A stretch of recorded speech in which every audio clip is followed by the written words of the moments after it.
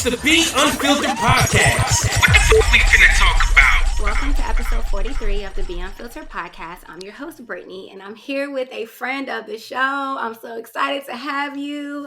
Welcome, Jelly. How are you doing? Gosh, I'm good. I'm Good. excited. I'm really excited. I feel like I'm meeting you. So, Yeah, but like the but last not thing really. to finalize it, I just gotta see you in the flesh to hug you and I throw some know. shots back one good Yes, time. Just do some yes, real ratchet shit one good time. yes. Yes, I that's what I agree. gotta do. Yes. I agree 100%. It's so funny, y'all. So, well, first, I will let you give your real name because I call you Jelly because it's what I know you as, which your mother didn't name you that. So you can tell them your real name. It's okay. Everybody calls me that. So Angelica is my government. Yes, ma'am. And but all my life everybody has called me Jelly, Jelly Bean, Jello. Jail is real popular with like my family and people that have Okay. known me since I have been like a little girl. But I would say as I got older, I was like, okay, Jelly Bean's like a little too much. So I feel like Mm-hmm. Jelly's cool. Just so Mm-hmm. Jelly. But yeah, that's me. It Yeah. makes perfect sense. Like, I Yes. really love it. I'm like, I love that. Thank you. So oddly enough, y'all. Well, first, what are you drinking? I have a Jameson and ginger beer. We're gonna be like the best of friends in real life, girl. Yes. Because like that is my drink. That's like one of my go-tos. I have a margarita today. I had a shot of whiskey before Basil Hayden before I got on because I was just like, girl, it's been kind of a little bit of a day, and I was like, hold on, I gotta Yeah. take the edge off, but then I have to be able to sip something. So yeah, girl. Um, but okay, so we know what you're drinking. But first off, y'all, so I know y'all are like, okay, what are they talking about? Like they have never seen each other in person. We have never met in person, but you're like a friend for real because like What do you you are think? just, It's like what, 2-3 years? yeah, it's been some time. I know 4? it's been a Something like long that. time. I don't know. It's so weird, but it's like I met you literally on Instagram. So Shout out to Ivy for that. Shout yeah. out to beautiful Ivy for that. Yes. Yes, for Yes. sure. So yeah, definitely met you on Instagram, and it's something to be said when your vibes come across as positive and cool from like virtually. That's like a big deal to me. So I was like, you're so positive, you're so supportive, you're so sweet. I'm just like, she's a good ass person. So like, Aw. either you gotta fly out to Houston and come stay with me, or when I'm in North Carolina in a few months, I'm gonna have to come pull up on you because like seriously, I'm like, I gotta. Right. Yes. I think I want to come to Houston. I've been there before on a girls' trip. Had a ball. Well, then No you can come hang agenda. with me. Okay. You can come hang with me and we can have the best of times. Had a ball. It would be a really good time. So whenever this is your open invitation, my guest bed is behind me. So whenever you're ready, this is your invitation to come and join me. But with that being said, tell us a little bit about yourself, like, what you do, your hobbies, just a little bit about you so they can get a little bit of taste for like your personality so that going forward in the conversation, they'll be like, okay, this makes sense. So go ahead. Oh my God, my personality. Where do I start? Because, girl, I don't know. I feel like, okay, I'm an extremely random person. Mm-hmm. Like, just on a day-to-day basis, you can ask anyone that knows me. I'm like, it's just how my brain works. I'm just willing to say anything from the things that I say, the type of compliments that I give. I don't know. I feel like I'm just a very random person, but I feel like I'm a super fun person too. Mm-hmm. But I'm from Virginia. I'm from the same area that your best friend is from, Mm-hmm. so we know a few people. Have a few people that we know in common. Mm-hmm. Um, I work in dentistry, not quite clinically anymore, more Mm-hmm. admin, but it's still cool. Like, I like all the gross stuff in the mouth and things like Ew. that. Like that's Yeah. not for me. Yeah, so that's kind of what I do. And as far as hobbies, honestly, like, I feel like sometimes I don't really have any, but they change. Okay. And we're gonna Okay. kind of get into this later, but I'm very open. I have ADHD Mm-hmm. and Mm-hmm. anxiety. Mm-hmm. So from that's why like my daily life is just kind of all over the place sometimes. Okay. Okay. I can you totally relate. We'll get into that for sure. we'll get into that in a minute. But lately my hobbies have been getting back into crafting with making polymer clay earrings. Yes. So let's talk about that. Tell us a little bit more about that. Okay, so, during the pandemic, everybody was like trying to find like something to do. And then you had Mm-hmm. all the gurus on Instagram, like, if you're not an entrepreneur, yada, yada, yada. I wasn't worried about that. I was just trying to find something to do, but could also be like lucrative. So Mm-hmm. I was thinking about doing like body scrubs. I had bought all the stuff to start making lip gloss. Girl, that stuff's still in the closet. I have never did shit with it. It's in the closet. We are so similar. This is You know, so hilarious. I got all this stuff in there. I thought about doing some type of t-shirts, but like, girl, what are you gonna put on it? And Mm-hmm. then so I just kind of put everything on the back burner when I started, when I went back to work during Mm-hmm. COVID. Mm-hmm. And then on TikTok, I had passed this girl that was making, crafts, and I was like, oh, she made earrings. That's cool. So, went down a rabbit hole and just kept, watching it. I was like, let me try it out, and I found like a love for it. So is that what you're rocking today? Oh, yes, girl. That's what I'm rocking today. This piece doesn't have a statement or nothing like that, Uh-huh. but just It's a little cute. freestyle hour. Thank Yes. you. Thank you. So, I've been doing that. Trying to build inventory and just trying to like get the website going. It's a lot when you don't know what the hell you're doing. Mm-hmm. That's everything I do It's a is to lot, and then figure out. just overthinking a lot of stuff, but I've talked about it a lot lately, so I have to hold myself accountable and like get Well, this now they done. gonna all hold you accountable. Yeah. Now you got, a couple hundred friends now, so Yes, they gonna hold you yes. accountable. And one thing about my listeners is they gonna support what we put on this podcast. So Mhm. you better be ready, girl. So Yes, I yes. definitely am excited for you. Do you want to tell a little bit more about the name of the business and kind Oh of what? yeah, so the name of the business is Girlfriends Ave, and honestly, I don't know how I came up with that, but I'm really, one thing I always say to any female, whether I know you or don't know you, I'm like, yeah, girlfriend. Oh, Yeah, girlfriend, I love your shoes. Girlfriend this, girlfriend that. Even when I was in orthodontics, putting braces on the kids, I would call like the little young ladies and stuff girlfriend, and it was vice versa. So hmm that's kind of how I came up with that. And then I was like, what do I want to call it? Like girlfriends, what? I don't want to do like girlfriend and co or this or that. hmm And I thought about, I was like, maybe Girlfriends Avenue. And I said, no, I don't like that. Girlfriends Ave. And it just kind of stuck. Yeah, It just kind of stuck. yeah. So that's it. And I don't have a release date yet, but I'm thinking sometime in like mid-July, but definitely August. So Okay. that's what I'm shooting for. So are they gonna all be different? Like once you have a pair up, you can't buy that pair again, or is there gonna be like, how are you So gonna do it? um no, not really, but I will say that each individual pair will slightly differ Okay, because somehow. they're all handmade, Because right? they're all Yeah. handmade. It's not like I will not have like an abundance of one pair because I'm one person. Right, right. And Once they sell out, they sell out. Is basically what she's you telling know what I'm saying? Yeah, and like it takes a lot of time, but I find joy in doing it. So Yes. they will definitely all be like unique in some type of way. So I'm I'm excited. excited. I'm excited for you. That's Yeah. great. That's great. Yes.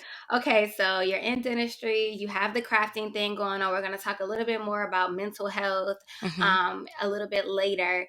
But let's do like a little icebreaker, just something to talk about before we get into the social buzz segment. And I guess if I ask you this question, I have to be willing to respond to it myself. Yes. So, what is the most petty thing that you've done in a relationship or in friendship? Oh my God. We You need to take a drink. Oh, we might need to put this on Patreon, girlfriend. I'm not trying to incriminate myself.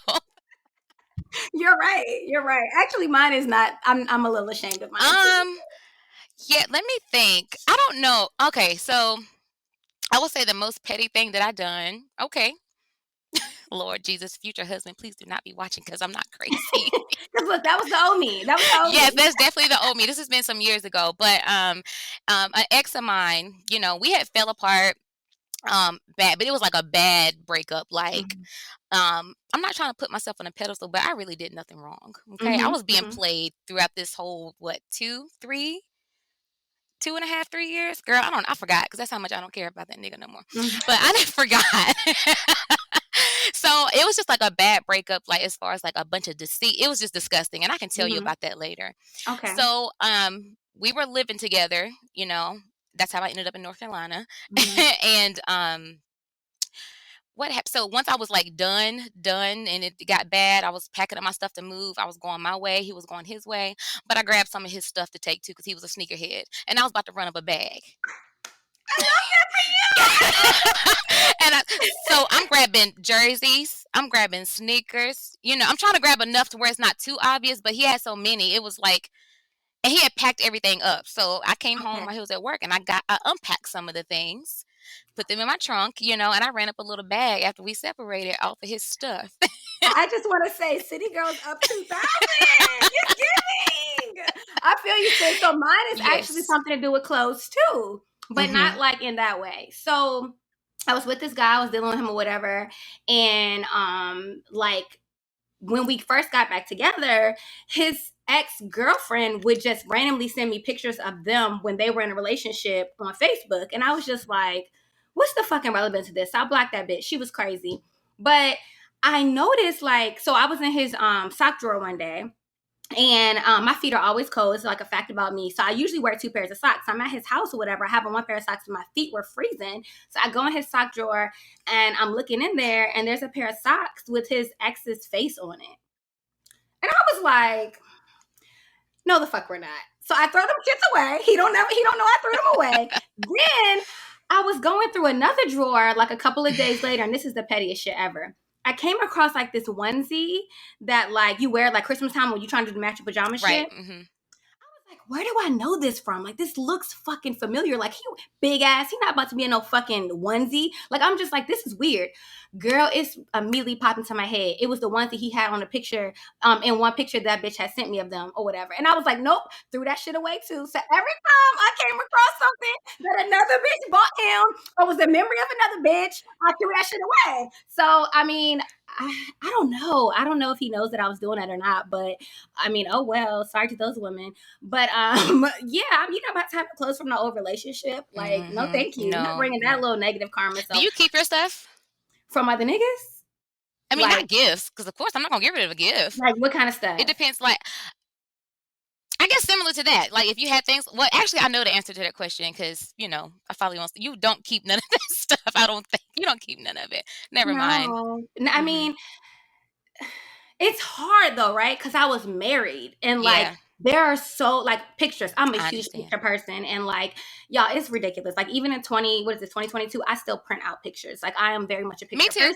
Okay, Me good. too. Yeah. So I'm not alone in that. No. So I go back to some of my old ones from like over the years, and he's in it, and I'm like, I don't want to throw these away. I don't hate them. You were there. You were part of the memory. I try to kind of look at it like that. But as far as like keeping shit, like, I mean, sentimental stuff, no. It's like, when you're done, you should really be done. So like I've and it's still to this day, I still come across things, and I'm like, this gotta go. But yeah, I'm not about to be holding on to shit. Like, I don't need that energy. And neither does my man. So I get rid of it for him since he doesn't do it himself. You're welcome. You are welcome. Okay, so it's funny because it's like the first thing we do is we go to the closet because I feel you 100%. But I thought about doing shit like that before, but I just... Yeah. I mean, I had other things that I wanted. I was like, no, like putting Clorox or whatever on them, that's not really going to do nothing for me. And it's too, like... It's, like, too easy to be like, she put Clorox on my clothes. Like, you don't know what I took. Prove it. Like, you don't know. But, girl, I'm glad that you're out of that relationship. Fuck him. And you've moved on. He didn't like brown girls anyway. So I was like, honestly, for real, you could have left my black ass alone. Yeah. And I could have just been where I was. Right. You know what I'm saying? But I will say, like, some good came out of it. Not for him, but for me. Somewhere throughout the transition that I was making. So I try to look at that positive part. Exactly. I always try to think about that. Like, whenever I go through a breakup, I'm like, what's the lesson in this moment, right? Like, what am I taking from it? What did it change about me? What did I learn? What did it make me do that I wouldn't have done at all or wouldn't have done this soon had it not been? So that's how I try to look at it. So that's definitely positive. And that's how you know that you're like a healed person. Yeah. You're not like out here being bitter and trying to prove a point and like, fuck all that. But let's move on real quick to social buzz because I want to get into these topics. Okay. But girl, Caresha, please, the podcast, the Revolt show. I loved it. I did too. Okay. I did too. Yes. So this is what I told Ivy, and I'll say it to you. And I mean, this is not coming off as like, I still really, really love her, but her vocabulary is so fucking limited. It drove me crazy. Like, please come with some different words, girl. Like, it's like, I get it, but she's so 100% herself that it's like, I can't even be mad. But it's like, girl, please. Like, it was period. Bad. What'd she say? Real bad. Yeah, he said, what did he say? He said, so we go together? Is that what the question was? And she was like, real bad. And I mean, it was cute, but it was like, she just kept like, and then she kept saying, what was the other thing she kept saying about bad? Like, act bad. That's what she kept saying. Act bad. Yes. And I was just like, girl, please find some more words. But she's dope though. I really like her. I'm glad we're getting to see her personality. Like, what was your take on it? Because I thought it was very cute. I thought it was really cute, honestly. And you know what? I'm not a Diddy fan for real. Okay. I'm not. Okay. I mean, granted, I only know what I see on social media, and then back in the day, music videos, his shows, Mm-hmm. and things like that. But I didn't get the burst. I didn't get the best perception of his personality. Mm-hmm. You know, I was like, this nigga's an asshole. But that was just my take on it. You know, Mm-hmm. I wasn't a big, but I just thought it was really cute. You know, them. You Yeah, know, I they're like, agree. you know, we're dating, but you know, we're single, and she's like, well. We go together or whatever, but I just thought the Right. whole thing was cute. I did like the questions that she was asking Me him. too. You know, Me I too. thought that I was love really that she cute. talked about Kim and like Yes, that. I thought that was really I dope. And it's did. like it says a lot for a woman when she can like not be in her feelings about bringing up somebody from somebody's past. You know, some women Right. are so damn Mhm. like insecure that like they can't even bring that shit up or whatever. But it's like, nah, that's like a real thing. And for him to say that he took a moment and realized like I shouldn't be dating, I shouldn't be seeing anybody, like I should really just be chilling. Like after he wasn't even in a relationship with her when that happened, but like Mhm. he just realized he needed to like, kind of do a reset. I thought that was nice to see like the more human side of him and remember like Mhm. he might be a millionaire, but Yes. they be having Yes. going through the same things we be going through. So Right. But I even agree. her too. I mean, 'cause, you know, Yeah, I yeah, forgot that her son's father had passed away. I forgot yep. all about that. And then, you know, He got people killed. see her and they're like, you know, city girl just trying to take niggas money, yada yada yada. But she was like, you know, I was depressed. I had to go to therapy and things like that. You Right. know, so kind of see that side of her was you know, that was really cool to see too. No, I agree 100%. And the only thing I didn't like was that like I hated that she said she didn't help therapy didn't help her because I was like, damn Yeah. it, this was such an opportunity to like get people who may not normally hear about the benefits of therapy. And I mean, because granted, that's her truth, so I don't want her to Right. lie. But Mhm. I feel like she could have left that out Right. because it was such an opportunity to kind of be an advocate for the fact that you do need healing, you do need therapy. Yes. And I was like, girl, you ain't have to say that. Like, you could have Yes. edited that part out because, you know, she has a very specific demographic that really, really supports her. Like, She I think we does. like her, right? And we Mhm. listen to the music, but I'm not pulling up at a City Girls concert. I don't know, maybe you are, but I'm probably not. So it's like there is a very unique demographic that she like appeals to, and that's a Mhm. possibility to kind of get them to be like, hey, embrace therapy, embrace these things. And Exactly. Yeah. so I was just a little disappointed in that, but overall it was cute. When she said she wanted TD Jakes on there, I was like, girl, That came from left field a little bit. yeah, I was like, TD She said, "Because I Jakes. feel like we need to be healed. The Yes, people and need to be healed." that's what she said. Her like my generation we got, and I was like, that's true. They do Mhm. have a lot like kind of going on or whatever. Speaking of, how old are you? Oh, I'm 31. Okay, so you're like still my generation too. Yes, So I I was like, turned 31 in April. okay, I thought so. Oh, Yeah. speaking of, your birthday gift is still on my dresser. I apologize. Like I just told them in my last little like update episode that like I have been so busy, and that's what I I mean. I know. have a friend that I bought her a gift, just because gift, and I haven't mailed it out to her yet. Well, I was supposed to Yes. give it to her the last time I was in Virginia. Ended up not seeing her, so I got to give that to her. I got to mail your birthday gift off. I've been all over the place, but I'm gonna get it together. So bear with me. Girl, you're fine. I'm not It's tripping at coming. all. It is coming. So I just okay, so appreciate you for thinking about me. of course, because you Yes. always think of me, of Yes. course. So, belated birthday. At this point, it's gonna be like a happy summer gift because that's what it's. That's That's, cool. I you rock know. with that too. That's Okay, cool. cool. So we're like the same age. So I agree. Like I think that the younger generation, what are they? Gen Z? Is that what they're calling it? I think so, but Yeah, I think she's I like think Gen that's what it is. Z. Yeah. Yeah, so I think that like that generation is a little different. They Mhm. they are like rough riders. They don't be taking no shit from nobody on no type of way. Not at all. Yeah, I was like, okay, I thought we was kind of gangster, but they like really be pulling up acting crazy. So, yeah, I think that would be interesting to see her and TD Jakes. I would love to know what the conversation would be like because, You know, he's gonna say, "Are you saved?" And she can say, "I'm is." Real yes, bad. I mean, it's real bad, Real real bad. bad, seriously, real bad. But yeah, I'm interested to see how it progresses. I'm excited for her. It's good for her to have something like kind of outside of JT. And I gotta commend her. She held the City Girls down at all those music festivals for like She 2 years. did. She She went out did. there performing by herself without JT. So I was like, it's good for her to have something. She deserves something because she She really did hold does. them down. So She I'm does. excited for her and to see kind of like where it goes or whatever. So the last thing before we get to these topics is going to be Nick Cannon got what 2 babies on the way or 3 babies on the way. It's something, girl. I Girl, don't know. It's like every time we turn around, he has another baby, and like to me personally, I didn't care, right? But then I saw this post, and it was kind of thought provoking. Like, I won't say I agree with it, but I was like, okay, I see where she's coming. This girl on Instagram, or this girl on Twitter, she put hers her handle is JiggyJ2. And she put, Nick Cannon has yet again has 2 women pregnant at the same time. Like, creating broken homes is a chess game, and y'all keep saying it's okay because he got money. Okay. And honestly, I see where she's coming from. Like, I don't know, because here's the thing. I try to be respectful that everyone's life goals are different, right? Some people don't mind the baby mama, baby daddy thing. Like, they're going into it with the fact that, like, I'm cool with that. I don't need a home. I don't need to create this mommy, daddy live together on the one roof type of situation. But there is something to be said for children that are raised in those types of environments. So it's like, we do know that there are some benefits to that. But outside of that, I started thinking even more about it. And this kind of came up on another podcast I listened to.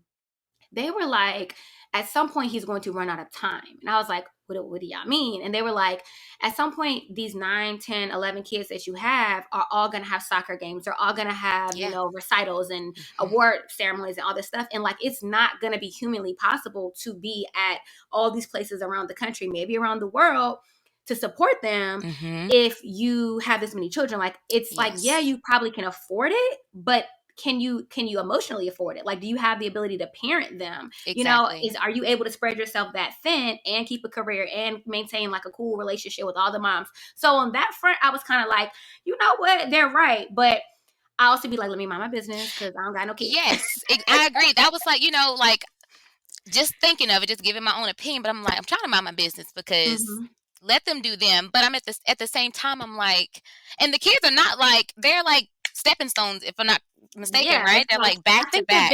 The biggest gap, I think, is between him and Mariah's kids. Yeah. And then the next, like, the rest of them are like pretty, I think. Right. Yeah. But it's like, and I feel like, moments like that, like being there outside of financials is important. You know what I mean? Like, that's super important. So, like, sir, he's gonna be spreading himself super thin. But if he can even do it, like, if he's even able to do it at all, it's like, because he has like that autoimmune disease. I believe he has lupus. Yeah, it's lupus or something like that. I just forget what it is. And so it's like, there's times where I know people that have lupus, and there's times your body just won't allow you. Like, it's like, you just can't. You don't know when you're gonna have a flare or whatever. Exactly. So, yeah, I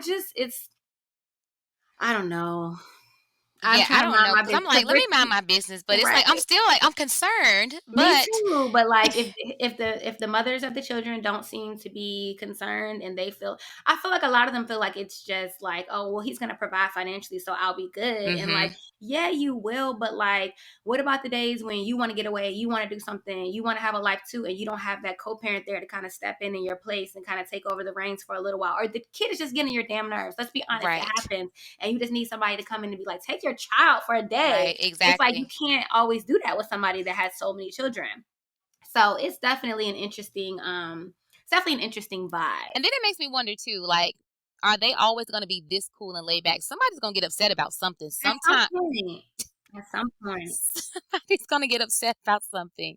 There's always going to be at least one of them mad at you. You're always, to me, that's how I look at it. You're always going to have at least one baby mama mad at you about something. Because some of them, maybe they don't care. Maybe there's no relationship. Like Mariah, she's not looking for the relationship, right? So I think as long as he do right by her kids, she's probably good. But hold on, let's pause right there. Let's time out, because if I was Mariah, I would be so embarrassed, because these niggas will embarrass you. And this is the epitome of embarrassment. One thing these niggas will do, Jelly, is they will embarrass you, okay? I don't care if it was after the fact. Why would you go out here and have all these kids when you know, like... How many kids are they now? I think it's 9. Someone's saying 9, but they're saying there's a rumored 10th. And then I guess if there is 10, then by the time the next 2 are born, it'll be 12 or either 11. But then I think one of them might be pregnant with twins, so it could be 13. Or... I don't know. That makes my head hurt. That's a lot. It's a lot. That's a lot. Like, I would be so mad. Like, no, I don't understand it. It's like, at this point, it's a joke in our community. It's like, Nick Cannon got another woman pregnant. It's just like a joke. It couldn't be me. But it ain't me. So let me mind my business. Exactly. It couldn't be me either. I'm just a little disappointed. But yeah, I think I saw one meme. Somebody said, how did they say it? I think they said, I believe Nick Cannon probably knows something that we don't know, and he's trying to prepare us for something. But you know how the internet goes. Yeah, like, so I mean, like, there's some underlying something we don't know about Nick. Like, Like, hint, hint, let us know. Right. Some But people are saying that he has like that they feel like this is a mental health condition. Like he has some sort of disorder because they're like, at this point, they feel like his behavior is screaming he needs like help. yeah. And instead we're like laughing it off, like, oh, Nick got another girl pregnant or whatever. Mhm. So yeah, I don't know. I try to mind my business, but I'm with you. It couldn't be me, but peace and blessings, because that's all that I have to say about that. So we're gonna close the social buzz segment. We're gonna go into a topic that I have discussed on social media already, but Yeah. somebody asked me for my opinion, and so I shall give it. One of our friends of the show, I put a little feeler out there for questions that they might want us to Right. talk about, and this was one of them. Yes. And so it's about this summer fashion. We almost are at summer. I think summer summer starts like I think next week or something. We Mhm. got the next. And so it's almost officially summer. Here in Houston, it's been summer since April. It's been 90 since April. I don't know what summer about to be because what comes after the 90s? It can't possibly be the hundreds for multiple days in a row. So I'm worried. But we've been dressing for the summer since like March. Right. So everyone's like, what's the trend? Like, what are we doing for the clothing this summer? And so I'm not a big fashionista. I just kind of wear what I like and do my own thing. I would beg to But differ because, girl, you be fly. Do you hear me? thank you. No, Girl. I don't. Yes. I kind of just do my own thing. But thank you Yes. so much. Yes. But let's talk about these Hoochie Daddy shorts, and then we're gonna get into what the girls are wearing this summer. I'm gonna tell y'all what. I'm so fucking tired of the phrase Hoochie Daddy shorts. Like, let it go. Like, first off, why do you want to be called a Hoochie Daddy? Like, why is that like? I get where it's funny, but it's like, okay, also this is a bit much. Like, come on, y'all. We as a community, we have a tendency to like literally Yes. Like over just drive it into the ground it's type like of thing. literally like until you just don't even want to be Right. associated with it anymore. Yes. So if you don't know, Hoochie Daddy shorts are shorts above the knees. The shorter the shorts, the more hoochie you are, I suppose. So for me, I've seen guys in this before. I've been seeing guys in it for a couple years. Like I've dated people that have worn those kind of shorts. So for me, it's not like it's not big new thing. But I think it's becoming a trend this summer where everybody is pressed to be like, let's show these thighs off, right? Mm-hmm. I'm all for like whatever you want to wear, but I hate when people take a trend and they just wear it into the ground, and that's what I feel like they're doing with this. It's like what they did with like the wrestling suits that they had. That the girls was in the wrestling suits last summer. It's like giving me that like. Yeah. And it's such it can be such a nice look to me. Like it can be very refined and like very like classy for men to do that. And like the right outfit, it's just giving everything. But some of y'all, I'm gonna just go ahead and say, some of y'all don't have no business with the thighs that y'all have in these shorts. If your booty is popping more in your Hoochie Daddy shorts than mine is popping in my shorts, then something's wrong. Okay? Everything ain't for everybody. But I want to know your opinion because maybe I'm being harsh on the fellas. I don't know. No, I mean, I've seen it, and I think it just depends, because, like, I've, scrolled, and I've seen some, like, okay, I like, especially if you got a tattoo on your kneecap. Yes. Or something like that. Or if you have like a defined, like your quads are like lit, like yes. Baby, just take me now, because that is it for me. Right. I'm thinking about a specific person in my head right now. Too. Now I haven't seen like any like scrawny like chicken legs and Hoochie Daddy shorts. I haven't seen that yet either.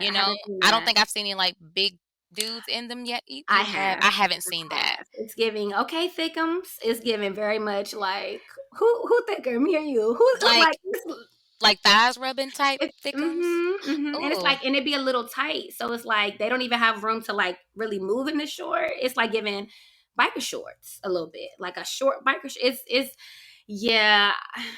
I think it looks very nice. I think that just like anything, and I'm not just saying this about like men, I'm saying about women too. I'm a big advocate for dressing for your body type.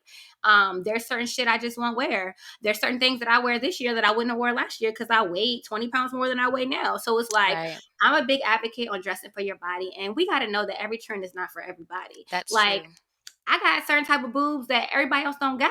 So it's certain stuff that they can wear that I can't wear. And I've just accepted, you know what, girl, you don't got them kind of titties. You don't Right. have them, so you gonna stay over here on your side. But I think that for me, it's the jumping on whatever trend and just like I'm I gonna mean, just a go lot with of it. them are doing it, you know. I mean, I'm not Mhm. mad at the situation or anything, but I don't think I've seen anything that I'm like, okay, yeah, like you don't need to be in those shorts, sir. You know what I mean?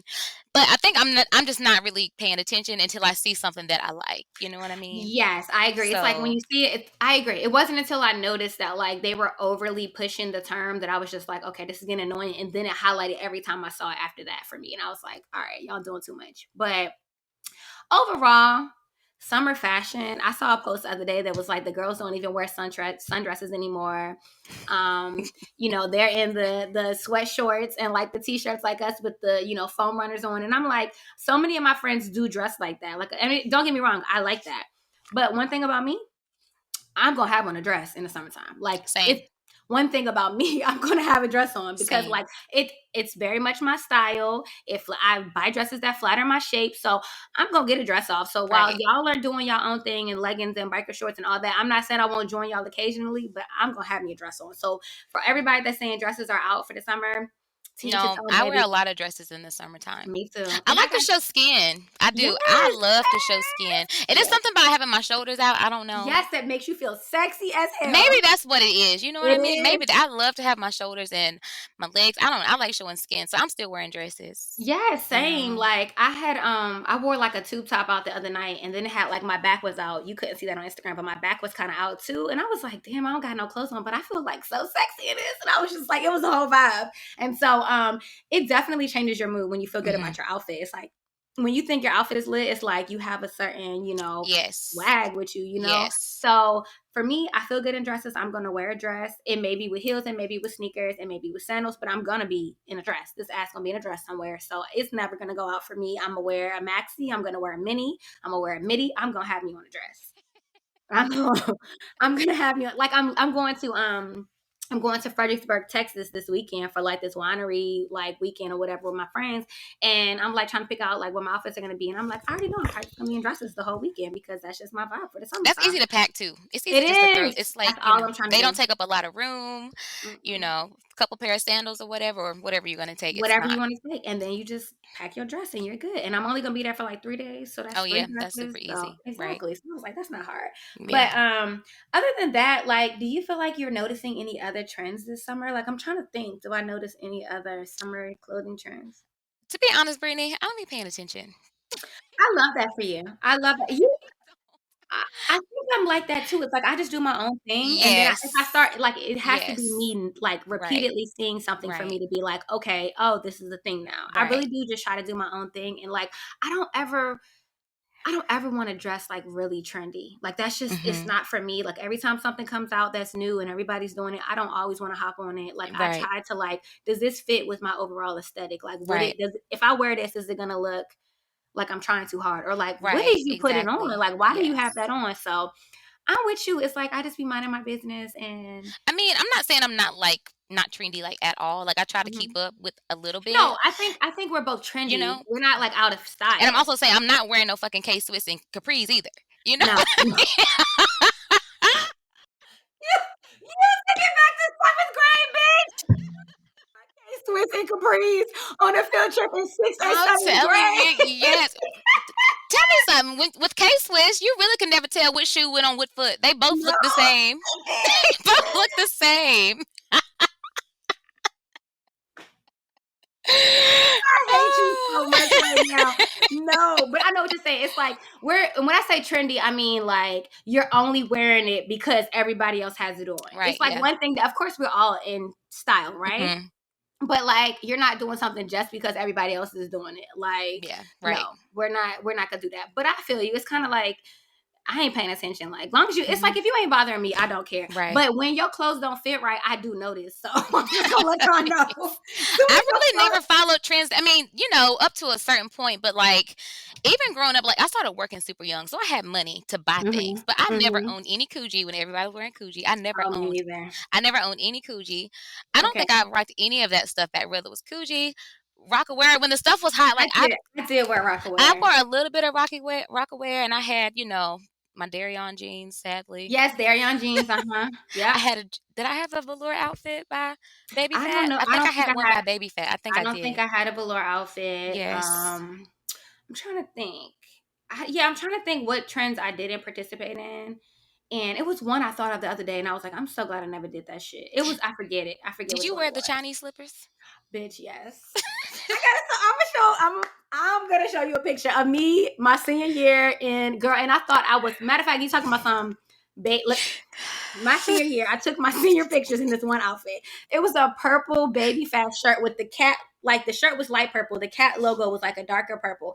Bitch, I found the Chinese slippers to match. Woo, baby, you couldn't tell me Couldn't tell you nothing, anything, nothing. girl. And I got my hair dyed like this little light brown color. I was trying to be Beyonce child. It wasn't hitting.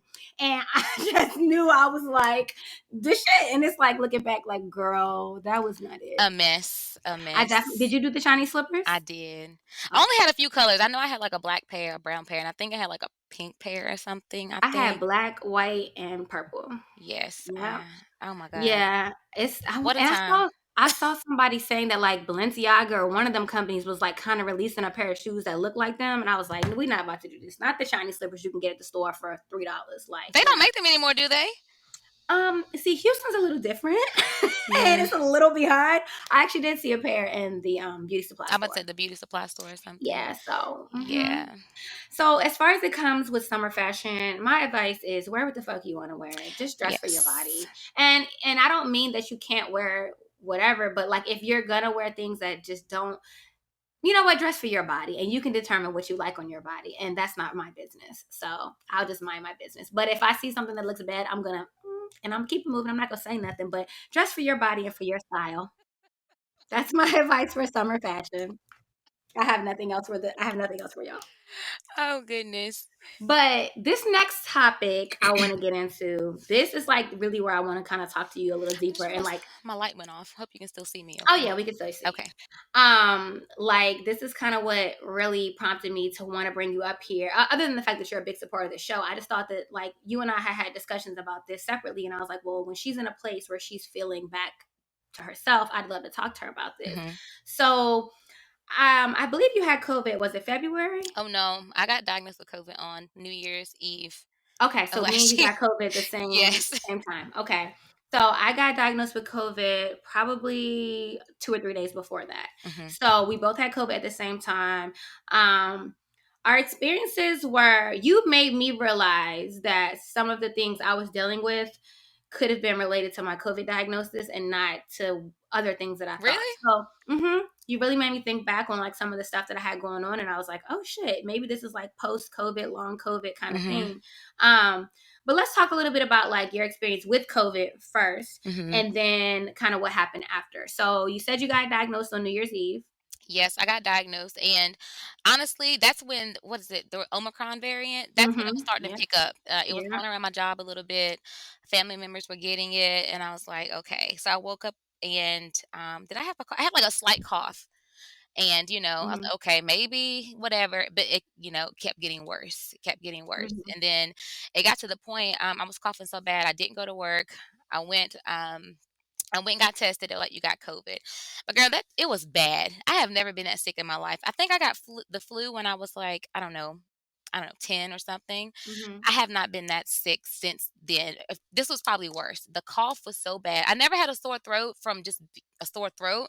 My throat was sore because the cough was so severe that like, and my body was sore. And I think that was probably a combination of just COVID, but also like just coughing so much. I told my friend, I said, girl, I bet if you put a flashlight down my throat, it looks like ground beef.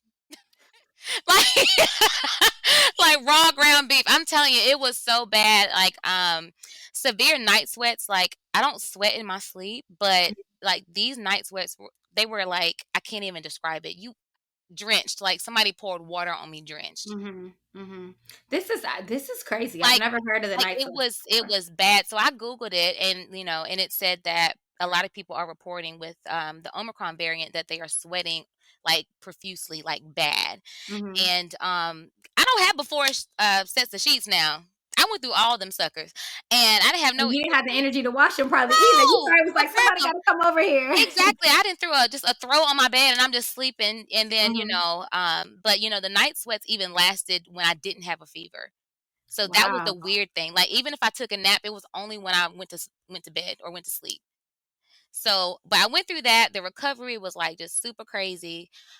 It took me a good 2 or 3 months just to get my breathing back to normal. So yeah, that's what I want to talk about. I think that when we discussed it, I don't remember why I reached out to you. I don't know if it was because I hadn't noticed that you were on social media or whatever it was, but I reached out to you for some reason and you told me that you had been experiencing COVID really bad. And Hmm. you were telling me that breathing was like the thing for you. So like talk a little bit about that.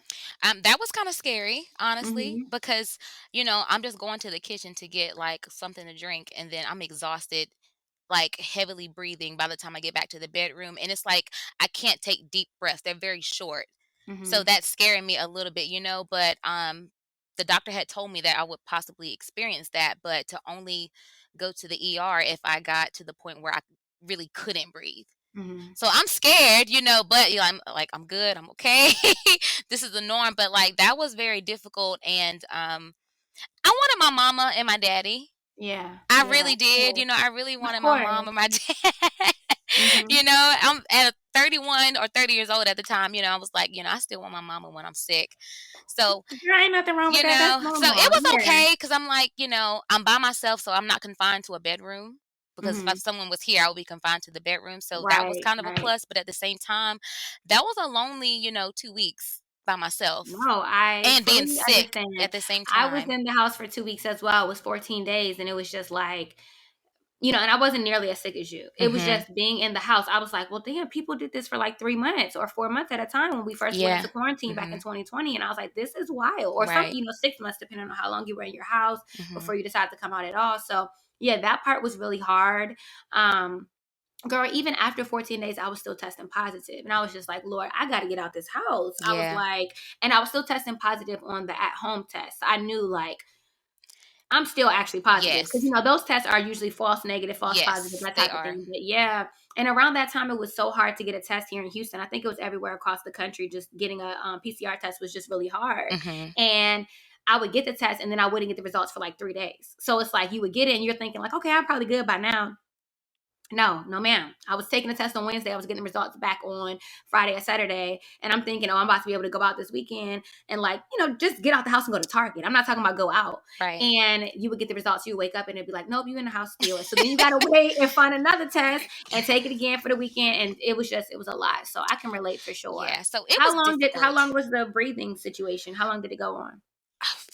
Girl, like I said, I would say at least 2 or 3 months. Like honestly, like some days I didn't think about it, but some days I'm like, girl, like your breathing is still not right. Just Still like not right. sporadically, just like your breathing's not right. But the process for me, not the process, but just being sick with COVID was also difficult because I'm a type 1 diabetic. Like I've been Okay. type 1 Okay. since I was 10, 11 years old. So, Okay. and that's already hard to manage just in Mm-hmm. general anyway. But when you're sick, it fucks with it. Mm-hmm. So being sick, no energy, barely have the ability to just do whatever, but also having to manage a autoimmune disease at the same time. That was Mm-hmm. super hard to do like by myself. But girl, I'm a silver awesome God or something because I made it. Yes, But it was, ma'am. Yes, oh my ma'am. God, it was so hard. It was super hard. But I think that also was one reason I got that sick is because my immune system is a little bit weaker, Yeah, yeah, for but sure. So you do know, you feel like well, first, I guess this is a question, like talk a little bit about your day to day with being a type 1 diabetic. Like what does that involve, like having to manage everything? girl, everything revolves around diabetes for me. Like honestly, it does. Really? Yes. Okay. So pretty much for the people that don't know, briefly, there's diabetes, but there's different types of diabetes. Mhm. Type 1 was previously called juvenile because at one Mhm. point they were only diagnosing it in kids. But Mhm. nowadays you could be diagnosed as an adult for type 1. Type Mhm. 1 pretty much means that your pancreas no longer makes insulin. Now, a lot of times people want to say, oh, yeah, my Uncle Joe got diabetes and his toe got cut off. Well, Uncle Joe has type 2 because he Yeah. was unhealthy Mhm. and, whatever the case may have been. Mhm. Type 2 means that your body creates insulin, but it's not receptive to it. Mhm. So there's a difference. And then you got, gestational and all this other stuff. Mhm. But just trying to manage it to keep my sugars at a level is difficult because food intake is not the only thing that can make it fluctuate. Okay. Stress, the weather, temperature, getting Wow. excited, being emotional. Oh my Um, goodness. I, girl, honestly, and like I try not to use it as a crutch, but like it is what it is. Like so much, like I have to do to make sure I'm good for that. I can't just like get up and go. Sometimes I got to make sure I'm Mhm. good. Mhm. Um, I don't know if you've ever heard of anybody talking about someone's sugar like falling. So they Mhm. needed something sweet to eat or Yeah. drink or Yeah. something like that, right? So that happens at least 3 or 4 times out the week for me. Like it's almost normal. What? It happens in the middle of the night usually for me. It wakes me up out So of my what? sleep. So what is that waking up like? Yeah. How do you wake up? Like, My heart's beating fast. I'm hot. I'm a little sweaty. I'm shaky. I'm confused. But you know what's crazy? I had an aunt that had it, and she would get confused, like she didn't know what she was. And luckily, I have never, okay, good. ever not been able to handle it myself. Like I've really never. People have assisted me, but I really never needed the assistance. But if I Okay. had it, cool. But I've never been not been able to help myself. So that happens quite often throughout the week. But having to like manage what I eat supposedly Mhm. and just because you have diabetes does not mean that you can't have a regular Pepsi or I Mhm. don't drink soda, but a regular Pepsi or candy or Mhm. cake. It's just that Mhm. your body's giving your insulin to you. I just have to manually do it. Mhm. Mhm. So that's the type of thing. It's a little rough, but like I said, I've had it for 20 years now. So it's like Mhm. I've kind of how to deal, but Yeah. it Yeah. is what it is. How is that like with dating or, if you're ever in a relationship, like how does that like does it affect it at all? Like do you find that it affects you in any way? Um, s- yeah, it has because like sometimes people don't understand, and it's hard. I mean, it's hard to educate somebody on what Mhm. certain signs may mean and what you are supposed to do if something may happen. But I have been in a relationship where that person was extremely supportive. Like, if my sugar, like he actually, took it upon himself to like research and like keep in mind like what he needs to do if Aw. he does this, if this may Mhm. happen. It's been times my sugar has fallen, and he's quick to go get what I need. So it's been good. We had one situation, girl. Can I tell it real quick? Because it's Yeah, hilarious. sure. Yeah. So my sugar had failed one time, right? And it was just me Mhm. and him, and we were chilling. But about a few hours prior to that happened, I had took an edible. Oh my goodness. Oh my goodness. I, What's the story about to be? so I had took an edible, right? So Mhm. we're chilling, and my sugar falls. So I'm drinking like juice boxes, and I drank one. I'm like, okay, it's still not. I'm still not there yet. Give it a few minutes. I drink another one, and I'm like, but I'm panicking now. I never panic over this. Like I never panic, but I'm Mhm. panicking because I'm like, Mhm. my sugar is not coming up. I'm gonna die, girl. I'm panicking so much. I didn't gave this nigga the password to my phone, and I was like, this is a. Not really thinking you about to die though. Like that's that damn edible be making you paranoid. I said, this is Yes. the password to my phone. I can't remember if I told my parents or not, but let them know they are beneficiaries on all my shit. Life insurance policies. I'm really playing this shit out. Like, there's a box in my closet that's my sentimental box. It has all the important stuff in there. Make sure you tell my parents where that box is. Girl, I really thought I was about to die. How This what was he saying? Like, cause I would girl, be like, so like he was trying to help me, but it scared the shit out of him. So he's starting to yeah. tear up and cry a little bit because he don't know what's going Aw. on. I'm telling him to call 911, but I'm think he's frozen, so all he can do is pray for me. So I do remember him just saying like Jesus, Jesus, Jesus. Trying his best. Just Trying his trying his best. best, but Yes. so that was just a funny situation I want to talk about that happened because that was the only time I have not really been able to help myself, but that's But because girl, that wasn't you. That was the drugs. that was that was the, Girl, that was I've me. definitely been there. Yes, yes. Paranoid as hell, but Yeah, but yeah. I mean, diabetes, like, I mean, I can't do anything about it because you can't get rid Mhm. of it. Type 1, Mhm. like, you can't. Type 2, you can reverse it. So, people that have type 2 or family members, please encourage them to, like, do better, really invest in I taking have care of had like themselves. No, one time when I was in law school, girl, back in like 2013, I went and got like my blood. They do the whole blood CBC panel, whatever the panel that they do, and they were like, "Yeah, you have pre-diabetic sugar levels. That's okay." You did? Got And I got my ass right together. I said, "Bitch," because I love sweet, like I love sweets. So it's either that like I'm ODing right now. I'm in an OD period, which is why I can't lose no weight. I either OD on it, and I'm talking about Starburst, gummy worms, Mm-hmm. cake, pie, ice cream, or either I completely restrain. So I Right. can. It's like I can't do both. I Mm-hmm. can't. I don't know how to do it in moderation. Yeah. So I give myself like these periods where I binge, like I'm in a little binge period, but then I'll just stop and I Mm-hmm. won't have anything. And it's like it's the initial getting over the craving is like a little tough, but once I'm Yeah. over the craving, it's like Mm-hmm. I don't even think about it no more. I'm like, dang, you ain't really had nothing in a while. Right. Right. But yeah, girl, I got myself. I called my ex-husband crying like I'm gonna have diabetes tomorrow, and he was like, and I'm like down in North Carolina, and he's like, girl. What? And he's at work and he's like, I'm at work. Like, what? I was like, so basically, I'm gonna die soon. He was like, dramatic. Like, but it got me together. I Yeah. got myself all the way together. So Yeah. since then, I haven't had any issues.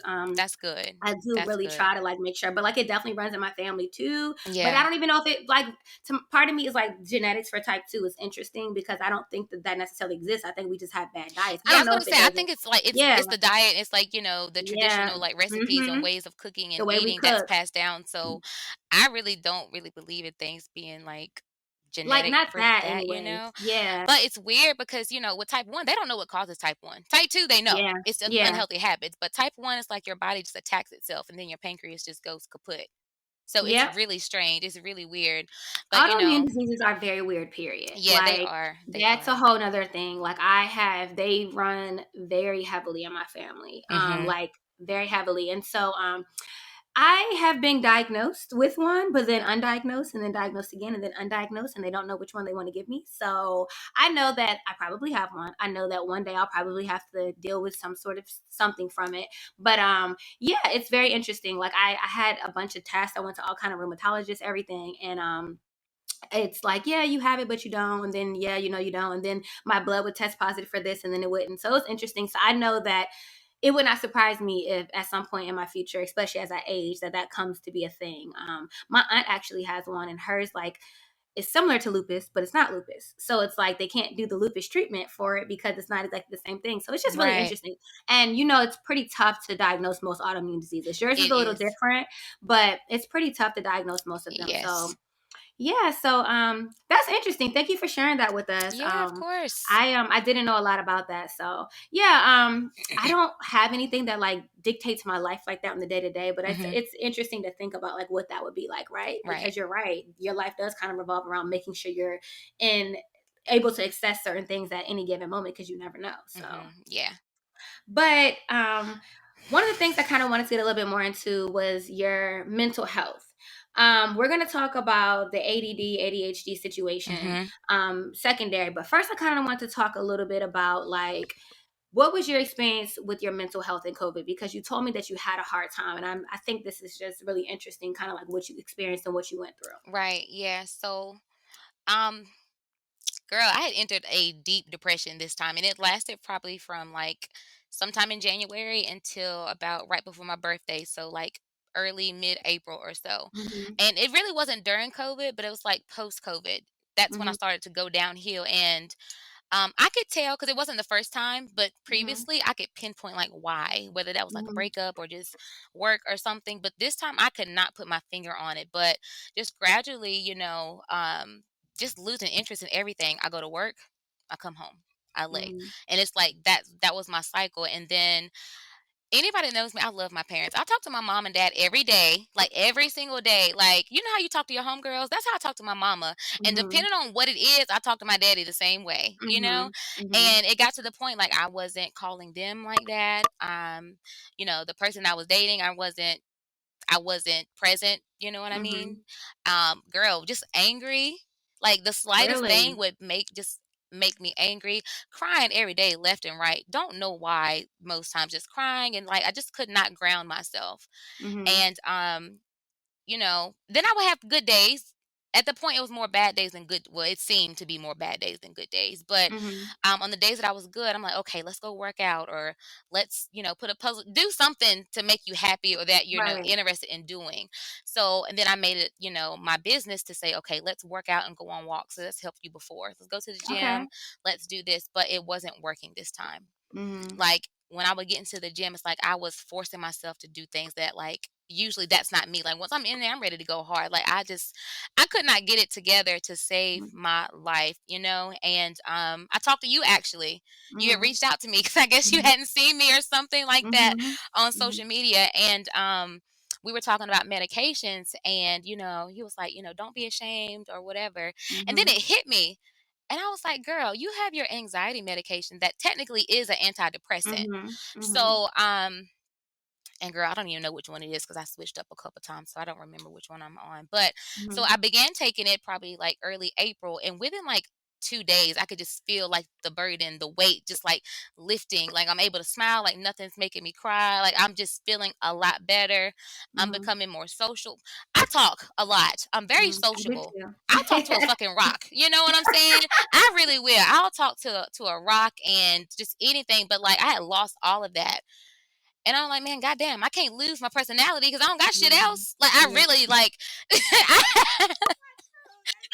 True. That's not I don't true. have anything else. But like, I feel like I'm like, if people were to think, how would you explain jelly? Like, usually it's like my personality. You know what I mean? Mhm. So, like, I had lost that. Like, I wasn't there. So, once I started taking the medication, I was like, oh my God, I just feel alive again. I feel so much better. But, I don't know. It was scary though. No, It was absolutely. scary because with it was the depression, but then with anxiety, you live in your head, Mhm. and I was talking to my doctor. I said, you ever played the game pinball? Like you pull the thing back and the ball just Mhm. goes all over the place. That's how my Mhm. brain operates, you Mhm. know?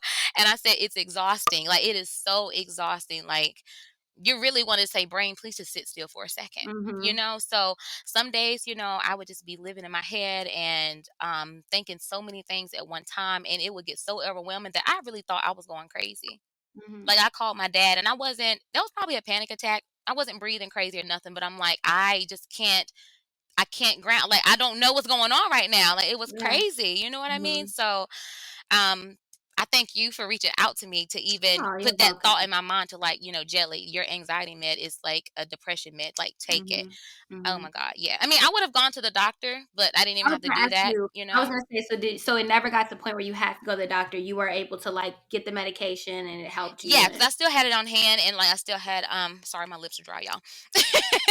I still had it on hand, and so I was good, and but I was gonna go to my doctor, but then I found out she left. And I don't just go to any doctor. me I'm neither. sorry. I'm real big on I my do doctors. not just go to Girl, my any doctors are doctor. still in Maryland and Virginia. I fly home for Yeah. my dentist. I fly home for my Yeah. PCP. All of that. Yeah. Yeah. Yeah. So, and she was a really good doctor. I mean, I'm sure I can find someone else because I'm in Carolina, so Duke is right down the Yeah. road. So that's where I Yeah. go. They have excellent providers, but I'm still haven't took the time to find one that I want to go to. But things are really good now. I'm still not 100% to be honest with you, just because, um, just the way the world is right I was now. gonna say the world is just The kind of world fucked up is so, right and honestly, now. I feel like that was a big, one of Mhm. the big contributors to the way I was feeling also, because just society is just like so much. It's like it's just Mhm. everything. Everybody's moving so fast. The world's moving fast.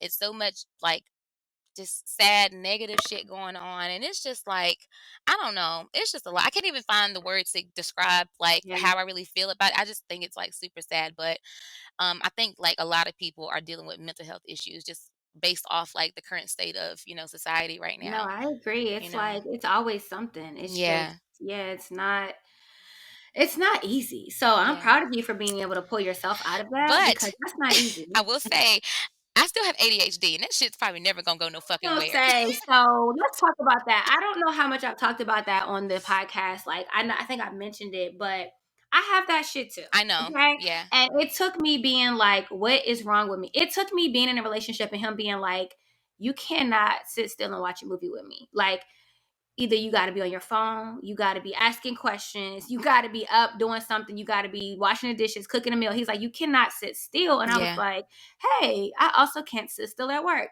And I also can't sit still in church. And I also can't sit still. You know, it's like my brain is always on a zillion different things. And I'm like, oh, well, it's because like, I have a job, I have a podcast, I have a business, you know, I do crafting, you know, my family needs me, my friends need me. And it's like in my mind, I'm making all these excuses why I can't sit still. That's why I have a zillion things going on. But it's like, no, your brain should be able to kind of single track sometimes. Yeah. Like, like when you need to lock in, you need to lock in. Today was a horrible day for it. Like, horrible day for it. So this is right on time to have this discussion. But talk a little bit about your experience with that, and I'll kind of share some of the things that. So I self-diagnosed myself. Like I have been clinically diagnosed, but I self-diagnosed myself probably I don't know, maybe like 4 or 5 years ago, probably. Okay. You know, just Googling stuff and then, you know, seeing things and whatever. But once I was clinically diagnosed, I was like, damn, this shit goes back to what, like, when I was a kid. Like, it makes you think, like, that's probably why I did things this way or that way or whatever. But I feel like it probably gotten worse.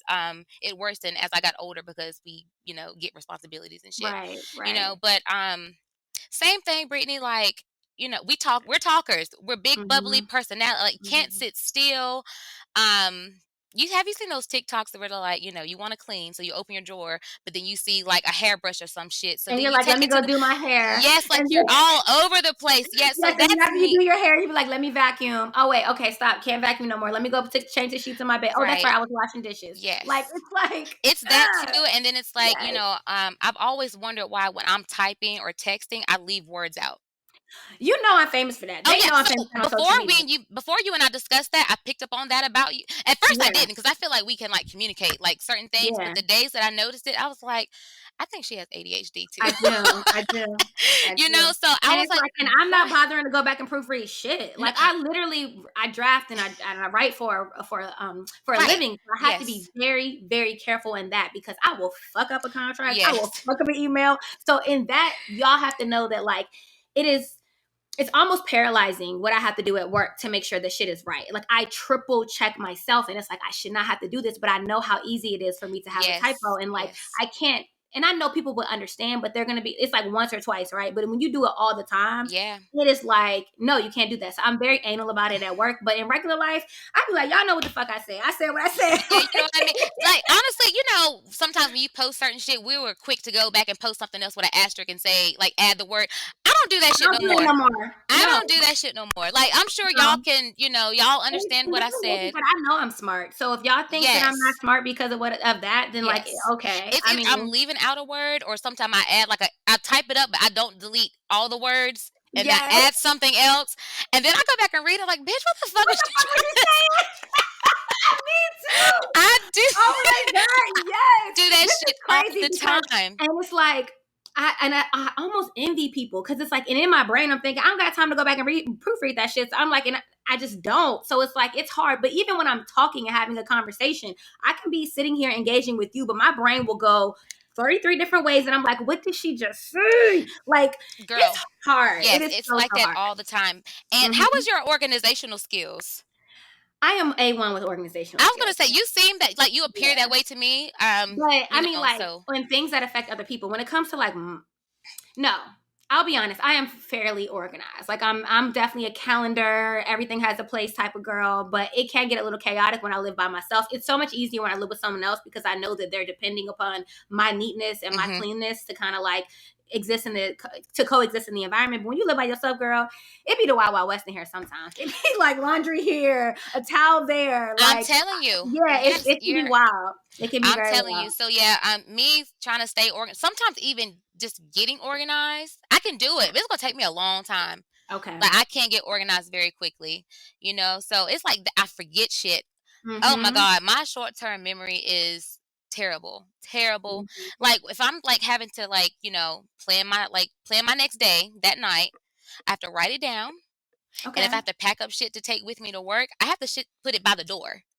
Me too. Because if I put it on the counter, even though I'm gonna grab my keys, but I'm gonna leave whatever that is. I've left my lunch so many times. I've left my coffee so many times. Yep. And it's like you can't, and it's like your mind can literally think of it the second before, like, oh, don't forget to grab your coffee. And somehow in 3 seconds, you're literally forgetting to grab your coffee. It's so frustrating.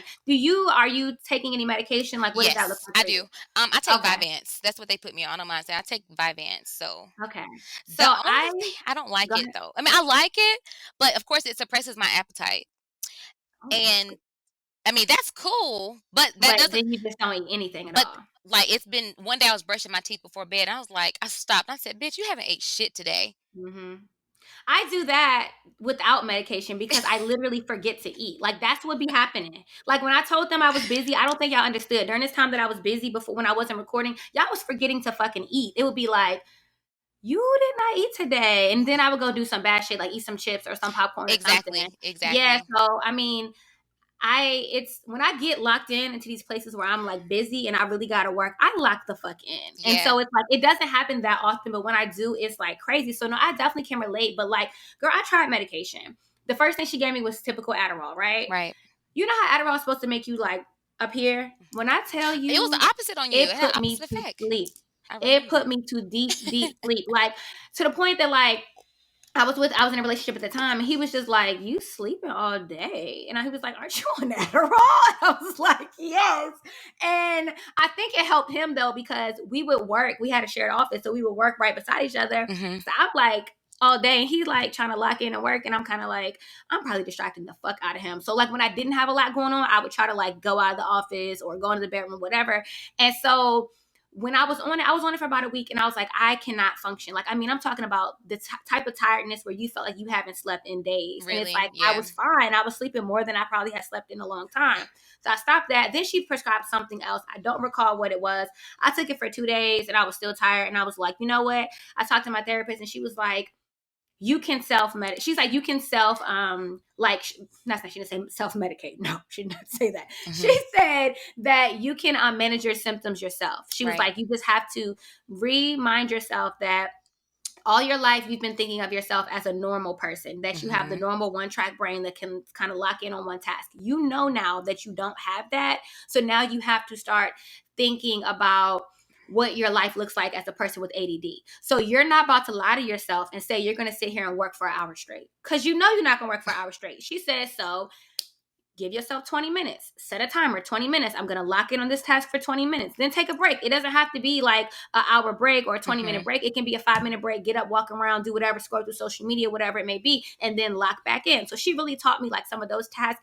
And I was doing really good with it at first, but then it kind of got like thrown off course because then you throw a little depression in there and then Yeah. shit just goes like, Yeah. it's like, I'm depressed. I have no desire to do anything. I have no interest in anything. I want to sleep all day. Life seems like it's the worst thing ever. Like you feel like you're never going to get out of this funk, but then also you can't pay attention to shit. So the little tasks that you need to do to like just, something like pay your rent. You know what I'm saying? Like, bitch, go pay your rent. It's like, oh, I don't feel like doing it. I'll do it tomorrow. I'll do it tomorrow. And then next thing you know, you're like, you really need to go pay your rent. You can't even focus on the fact of like just going and entering, like little shit like that. And it's like, Hmm.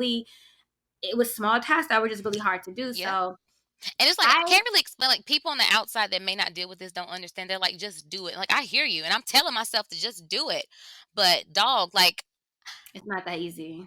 I don't know. It's like I can't do No, it's it. it's challenging. It You really know? is. Like I don't know. I can't explain it. And it's like I don't think I've always had it or I don't know. I have a terrible memory, not just short term memory, girl. I don't remember nothing. Hmm. So I try to think back to like law school, and I definitely was able to lock in a little bit more there, but it was like almost do or die. So it's like Yeah. you can lock in, and Right. everybody was on Adderall. I was never on Adderall, so I was Hmm. like, I did pretty good with just not taking no drugs, right? So I'm Hmm. like, it made me wonder that if I had been diagnosed with that, or if I did actually have it, like what my life would, how much more successful I could have been, because it definitely was a struggle, but I did a lot better job with. I gave myself more grace at that time, right? Because one of the things that I always was like, had to be careful because I'm not this person is that like everyone would be in the library studying. And it was like such a like, I'm going to the library after class. And it was like, bye bitch, go to the library. I don't feel like going to the library right now. And my best hours of work was like 11 p.m. to like 2 a.m. That was my time where I could lock in because the world was quiet, right? Yep. So I felt like I wasn't missing anything. I wasn't being distracted by text or social media, any of that stuff. So I was Hmm. able to really lock in. And when I leaned into that, Hmm. like they go into the library to study. You don't even like studying in the library. because I would get distracted. Like, Yeah. I'm looking over here, I'm looking over there, y'all talking, and it's like, no, you need to be in your house, in your safe space, in your comfort space, in the hours that work for you. And so what I would do is I would go home, I would sleep, 2 to 4 or 4 to 6, 4 to 8 or whatever it may be. And then I'm gonna be up for the next, I'm gonna cook dinner, eat, and then I'm gonna be up. And it's gonna be Right. time to like, so it's like when I think about it, I probably did have some tendencies there. Right. But I was so busy like trying to just find like what worked for me. And I thought everybody was struggling, right? So it's like, well, this shit's hard. Like nobody likes this. But looking back, it probably could have been like some signs of it Yeah. there. So I yeah. think I really picked up on it when I got into dentistry. So I didn't go to like school or take trade school. I learned on the job in orthodontics, like putting on Oh, okay. braces, taking them off, adjusting them, whatever. So that's what I did. But I was in banking and finances prior to that. So Okay. going into dentistry, I didn't know what a motherfucking tooth was. You know what Right. I'm saying? Right. But, and orthodontics is different because it's very independent versus going to your regular general dentist and you got the assistant that's just like sucking your spit and passing instruments. Like we do like most of the work in orthodontics. So in a place like that where it's fast paced and they're expecting you to like to pick up on the stuff quick, like I'm forgetting stuff. I can't like, girl, it was a struggle. But that's when I really was like, what the fuck is wrong with me? Yeah. Or whatever. But granted, I did get it. Obviously, I finally got it. But I think that's when I really was like, okay, something's wrong. Like you got to figure this out. But obviously, I didn't go to the doctor, but I did do my research and things like that. But I didn't immediately seek help. Yeah, it Unfortunately. took me a while too, and I wasn't gonna do it at first, but then I was just like, nah, let me go ahead and say something. And then she gave me like this evaluation, and she was like, yeah, Yeah. Yeah. she was like, you. Yeah. Yeah. It's So crazy. I definitely can relate to that struggle. When you said the thing about like starting projects and not finishing them, girl, I got a whole entire crafting situation. Like I start a whole crafting situation and be like, oh, I'll buy all the supplies, and then Yeah. it'd be like, I never got that one off the ground. So Yeah. that's why I think people, when y'all are thinking about me and my ability to be consistent with this podcast, please remember that my brain works this way. Yeah. So, like, while I have every intention of doing something, it is very hard to keep my attention focused on it. But that's why when I get a vibe that I want to pod, I do it right then and there because it's Right. like when I have the feeling for it, let me do it. And that's what that last episode was. It was just like, okay, I want to talk to them. I haven't talked to them. I don't really have much to talk about, but at least I can just kind of update them like, hey, I'm still coming. Right. So for me, if I can find the way to get the interest in it, then it's easier for me to kind of like stay focused. Yes. But like I was so excited to do this podcast with you, so I was like, okay, this is good. Like this is Yes. gonna go good. I And like, understand. yeah, Yes. it's I like I have understand. something to look forward to, and like Yes. it's challenging. So Girl, challenging ain't the word. And like I kind of like I've honestly just accepted it. I'm not saying I will never get better, but I'm just saying I kind of like just accepted it like this. yeah, And I'm it's hard to fine. There's do. nothing wrong with people that have Right, ADHD or right. anxiety and things like that. Like, Mhm. you know what I mean? So, and honestly, I'm very open about it. And when I start like discussing it, people are like, oh, dang, maybe I got it. Or like they Mhm. start to think of things like that too, or they may even say, oh yeah, I have that too, but I just don't talk about it because I'm embarrassed. Yeah. I've heard that. So I think it's more common than what we think. I think so too. And that's kind of how I am about like seeking therapy. That's kind of how I am about depression is that like I'm gonna talk about that shit because you never know who is like ashamed to talk about it, or I'm not ashamed of nothing. Like I am who I am. These things happen to me. I'm human. Like, what my therapist told me the other day is like a person that like she's like, do you know what a person, because I was getting mad. I'm like, why does this even bother me? Like I'm telling her like some shit that was bothering me. I was like, I just want to have no feelings. And she was like, do you know what a person with no feelings is? And I was like, what? She's like a psychopath.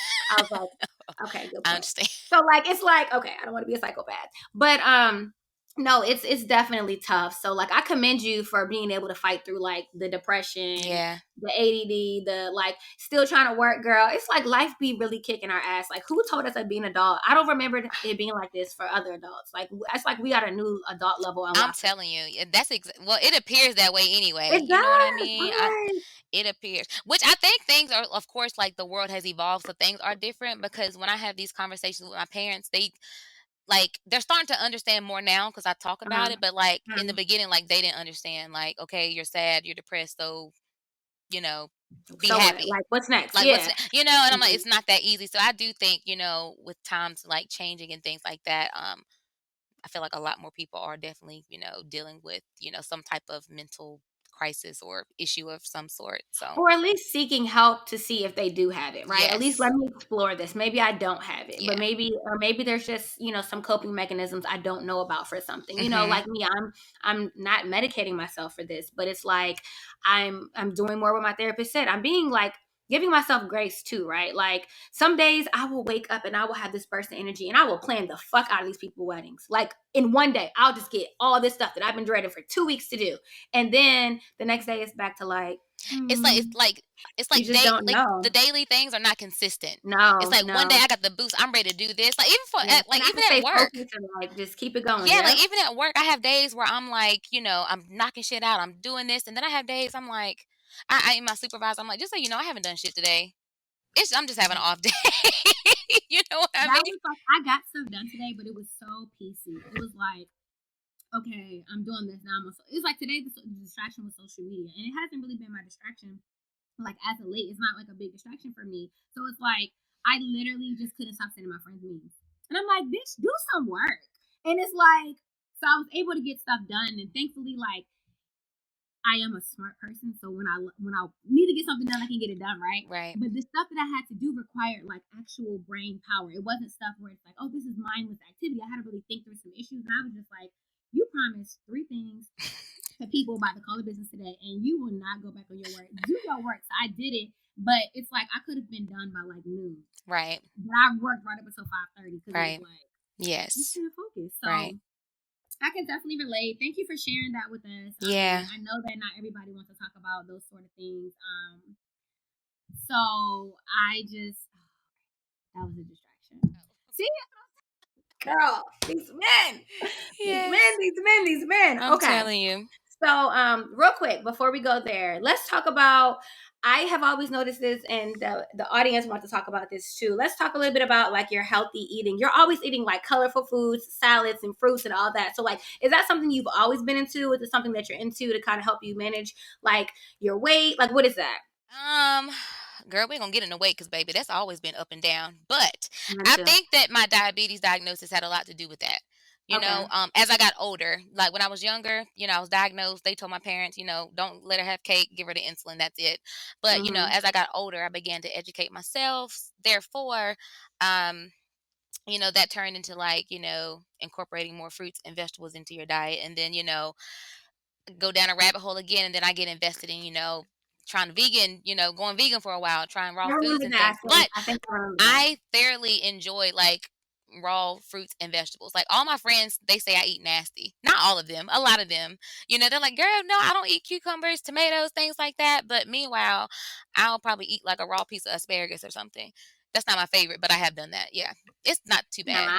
I can't do too many raw foods. Oh, Mm-mm. really? Yeah. So I'm not really a picky eater, but but I don't know. And then of course it got to the point, if you go back on my Instagram, it's like 2010. I was like, dang, I was posting like my little pretty fruit bowls back then and didn't even realize I was doing that. And then, but people thoroughly enjoyed seeing me post them Yeah, to the I point do. people are like, I will pay you. I'm like, you gonna pay me just to put some strawberries in a bowl? But Right, like but things like that. But I don't know. So of course I enjoy eating them, but I think I just thoroughly enjoy like making like a presentation and then mhm, putting it on social media, and then of course getting like a mhm. reaction from people about it and things like Yeah. that. But Have you ever thought about coming up with, like, just a little food page where you just post your meals, like the pretty ones, and I just have like, of course in the past, but it was like an idea oh, at one point, and then and that then it shit was got like set to the side. right, Yes, I've had a lot of ideas about doing that, but I don't know. I kind of got away from it like a little bit, of course, with, depression and stuff a few months ago, mhm. but I recently got back into it.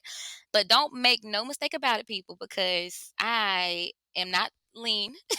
I am not slim and trim, like at all. You know what I mean? I feel like So, if I had your diet, I would be a bad bitch. Like, I would be unstoppable.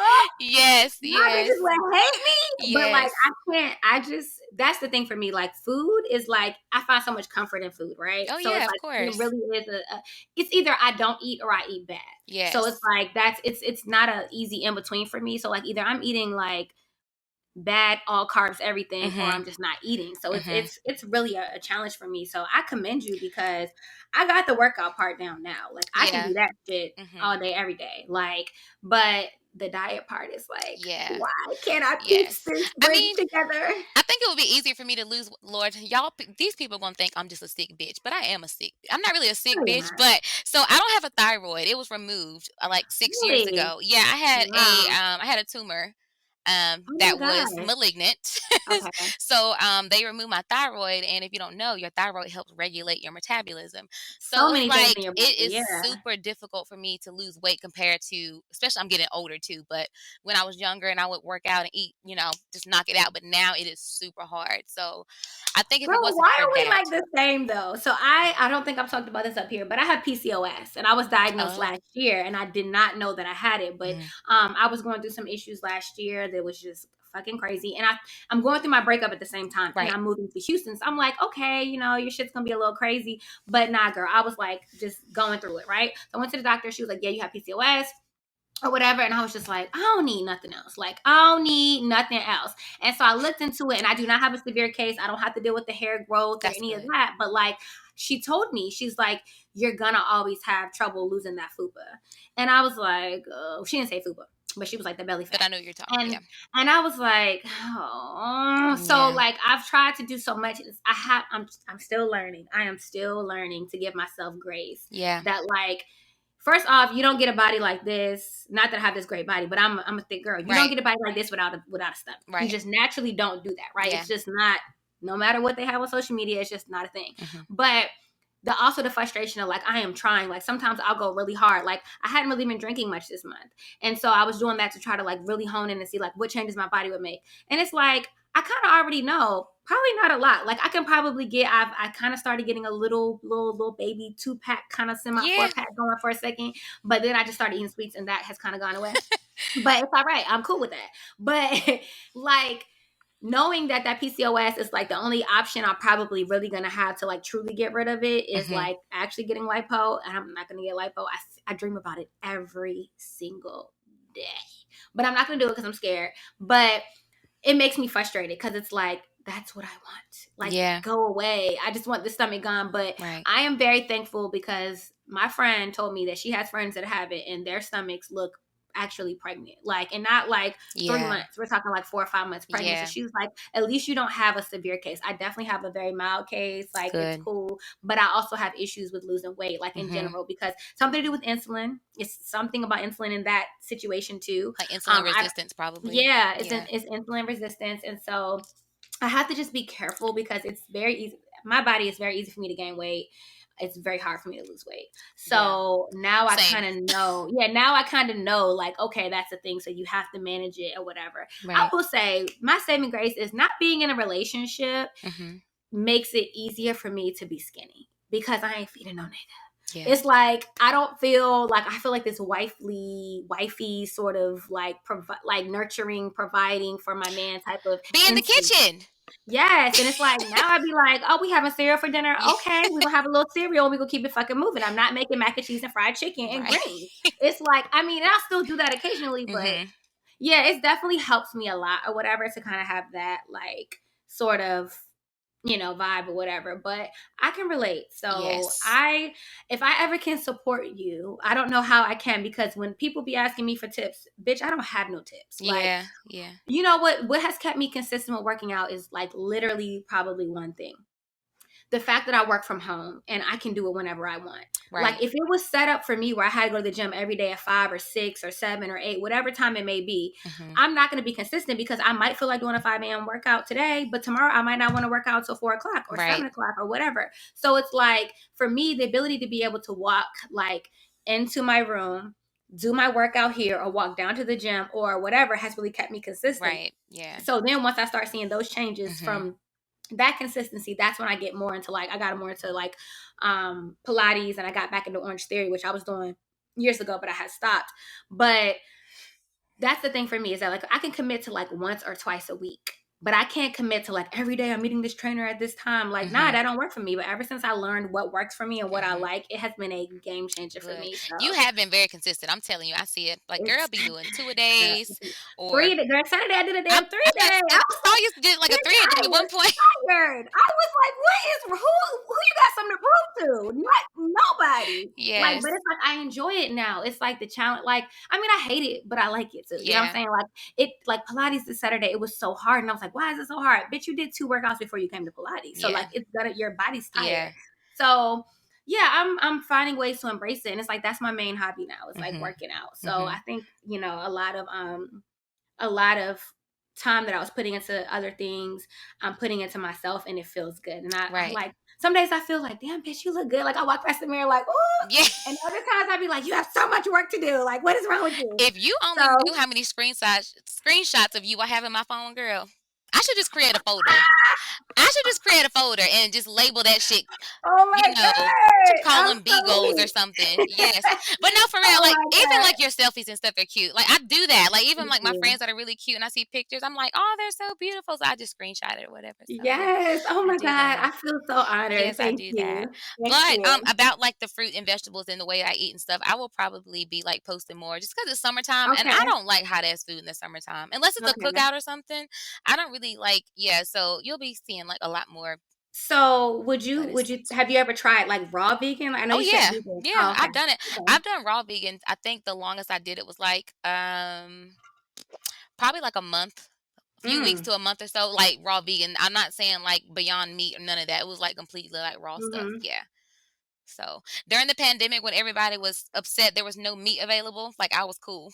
Yeah, you were like, oh, I'm good. I eat a lot of meat anyway. I've been training for this. Yeah, so even when I'm not like doing raw, I don't eat a lot of meat anyway, so I was good, You know what I'm having trouble with right now is just getting creative with my meals. Like I'm tired of the same like when you're trying to eat healthy, it's like, protein and veggies. You add a little carb and you add some brown rice. And I'm like, I'm so tired of that. There has to be more out there than just this. And I know that there is, but like then when I start exploring the things that I want to cook, it's bad shit. Yeah. So it's like my favorite food is macaroni and cheese steaks, pizza. Like I can get in my bag, I can cook all those things, but it's like this is not good for me. Right. Yeah. So for me, it's like I have to get more creative with my flavors. So learning more about like fresh herbs and things like that, like stuff that like,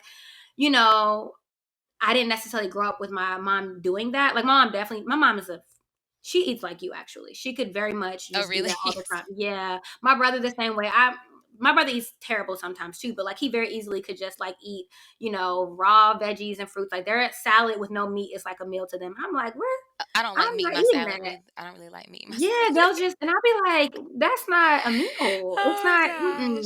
So like my mom definitely eats like that. And she does incorporate like fresh herbs and stuff and not just like salty seasonings. My mom's pretty good about that. But for me, like actually exploring those things on my own is something I have to do as an adult, like thyme and oregano and basil and all those things like fresh and like chopping them up myself and like really experimenting with that stuff. That has really helped me a lot, but I'm still like trying to figure it out because all the chefs that I follow on social media and on YouTube, they just want to cook comfort food. And I'm like, where's the area of YouTube where I can find a good, like, healthy meal, but I'm not lacking in flavor. And I know it has to be out there somewhere. If I run across some, I'll send them to you for sure. Because I know that I've ran across some, but I just don't know them right off the top of my head. I need it because it's like I've tried like Skinny Taste and like that little blog, and it was like that shit was tasting real skinny. I think it's easy for me to get creative because like when I'm eating healthy, I don't cook a lot. It's usually like salads or vegetables or something. So therefore, there's no rule to the game. So you just mix anything up together. And I think that's like, for me, that's why it's easy because like my friends, they're like, that's not a salad. Like, where's your chicken? Where's your cheese? Where's your egg? Where your bacon? And like, I don't like them fucking nigga salads. I do not like them.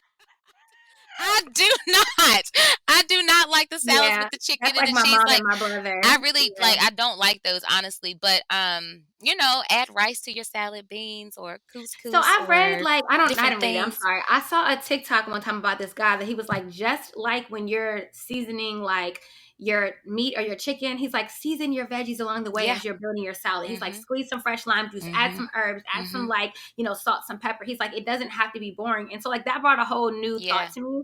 But I still don't really fuck with salad like that. Like I'm getting into it more, but I cannot do I can't do tomatoes like at all. Like you are tripping. The smell of them, oh my God, it will ruin a whole meal. Like, and then if you get a burger and they accidentally put a tomato on there and it's like the soggy, I would rather eat air. Girl, I'm from the country, so like we ate tomato sandwiches. So I used from the country. Yeah, so what's wrong?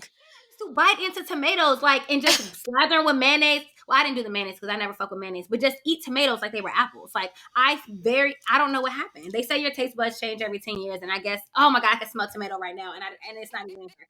Oh my God, oh my God, oh my God. Oh, it's so nasty. You know, I grew up like that. So, like, if we have a cookout in my family, there's going to be a tomato cucumber salad. No doubt about it. Like, that's going to be like a staple side dish. Like, having salad and fresh stuff at a cookout in my family is definitely, like, it's going to be all the other shit too. But all of that stuff, we grew up in the country, so we're going to have the country ass food. So, yes. So, I do love me some cucumbers with vinegar, though. That's probably, like, my most favorite. Do you have to have vinegar? No, I don't have to, but I just love vinegar. So, like, I think one day I had posted, like, I think when I was on Snapchat, and somebody was like, "Damn, you just bit that cucumber like it was a Snicker bar or something." Cucumber is actually good though. It's not. That's one of the vegetables I can eat just plain. Like, I could do it if I had to. Now, if it's not going to be something I just sign up to do, I'm not just biting into cucumber. But that's probably like one of the only ones that I can really do. Like, I can't do raw broccoli, raw carrots, none of that. I love broccoli, I love carrots, I love cauliflower, but I can't do none of it raw. Like, I think I can do all of it, honestly. Yeah. You ate a raw asparagus, girl. Yes, you can. You can do it all. I think you can do it all. You ate a raw fucking asparagus. I've never heard of that before. Okay, I don't know anybody that did that. That was a new one for you. It wasn't my favorite, but I think at that time, it's been a few years ago, I was like, that's not too bad. But I don't really eat a lot of asparagus. Honestly, I like it. I just don't like the way it makes my pee smell. Like, it just pisses me off. That's the only thing. So that's true. Yeah. I love asparagus. I didn't used to like them as a kid, but I grew up. I didn't either, but I love it. And I'm really loving Brussels sprouts now. Like, that's one of my you just started liking Brussels sprouts? Probably like the last 3-4 years. Yeah. They're good raw too. I will never find out. Dip it in ranch. It's not that bad. I don't like ranch. Me neither, really. But I'm saying that's the way. Like, I can eat them raw, but I found they were good, like, in ranch. But I'm not a big ranch person. So they're already, like, bitter enough. Like, they have that bite to them. So I just imagine that raw, the bite is probably even more, like, potent. So I don't know that would be it for me. Like, yeah. But first, I just want to say thank you for coming on and chatting and being so open. I don't know why I have this pen in my hand. That's random. I don't know why I did that. But thank you for coming on, being so open, being so willing to share. You will probably help more people than you'll ever know. Yeah. Just by being willing to talk about this. And like I said to you about the COVID thing, you really made me reflect on some of the things I was dealing with. I was dealing with post-COVID hair loss. And I did not know why. And I said, that's a part of COVID. Like, people lose their hair afterwards. And so my hair was coming out like in gobs. It still is, actually. It was coming out in gobs. And I was like, this is crazy. I'm losing way more hair than ever before. And so I started thinking about it. And I'm like, that's one of the things. After I had COVID, I had heartburn really, really bad. And I have always suffered from acid reflux from time to time. Wasn't until I talked to somebody else that had gotten over COVID, and a couple of months later, they were still having really bad heartburn. And I'm taking my Prevacid every single day. It's not helping when normally it would. And they're like, yeah, I have had it ever since I had COVID. And I was like, damn it, this COVID. Experiencing like hair loss and shit. Like, I didn't think about that until like, especially like when I was taking my braids out. Like, I know you lose some hair, but when I took them out last time, I was like, damn. I was about to cry. I was like, I'm not gonna have any hair. I think we both have a lot of hair, so we're being completely dramatic. You know, because I know we both have thick hair, but it's like, I was like, I'm not gonna have any hair, so I don't know. But it's like it was coming out crazy, like crazy. That's when I first noticed it, because I haven't really been wearing my hair out a lot, because you know this, like, not everybody else knows, but I got a really bad fucking haircut in January, and so for that reason, bitch, I want to fight her to this motherfucking day. To this day, she can really, like, thank God I'm like a new person, because, like, I'm gonna tell you what, I wanted to fight her so bad, but I got a really bad haircut in January. So I was like, you know what, I couldn't even do like it was like a nub. My ponytail was a nub. It was literally just hanging on by the little thread in the back. And I was like, this is terrible. And I'm exaggerating a little bit, but y'all, it was a short haircut. You seen it. It was a lot. It was a lot. It was a lot. And so, it was a lot.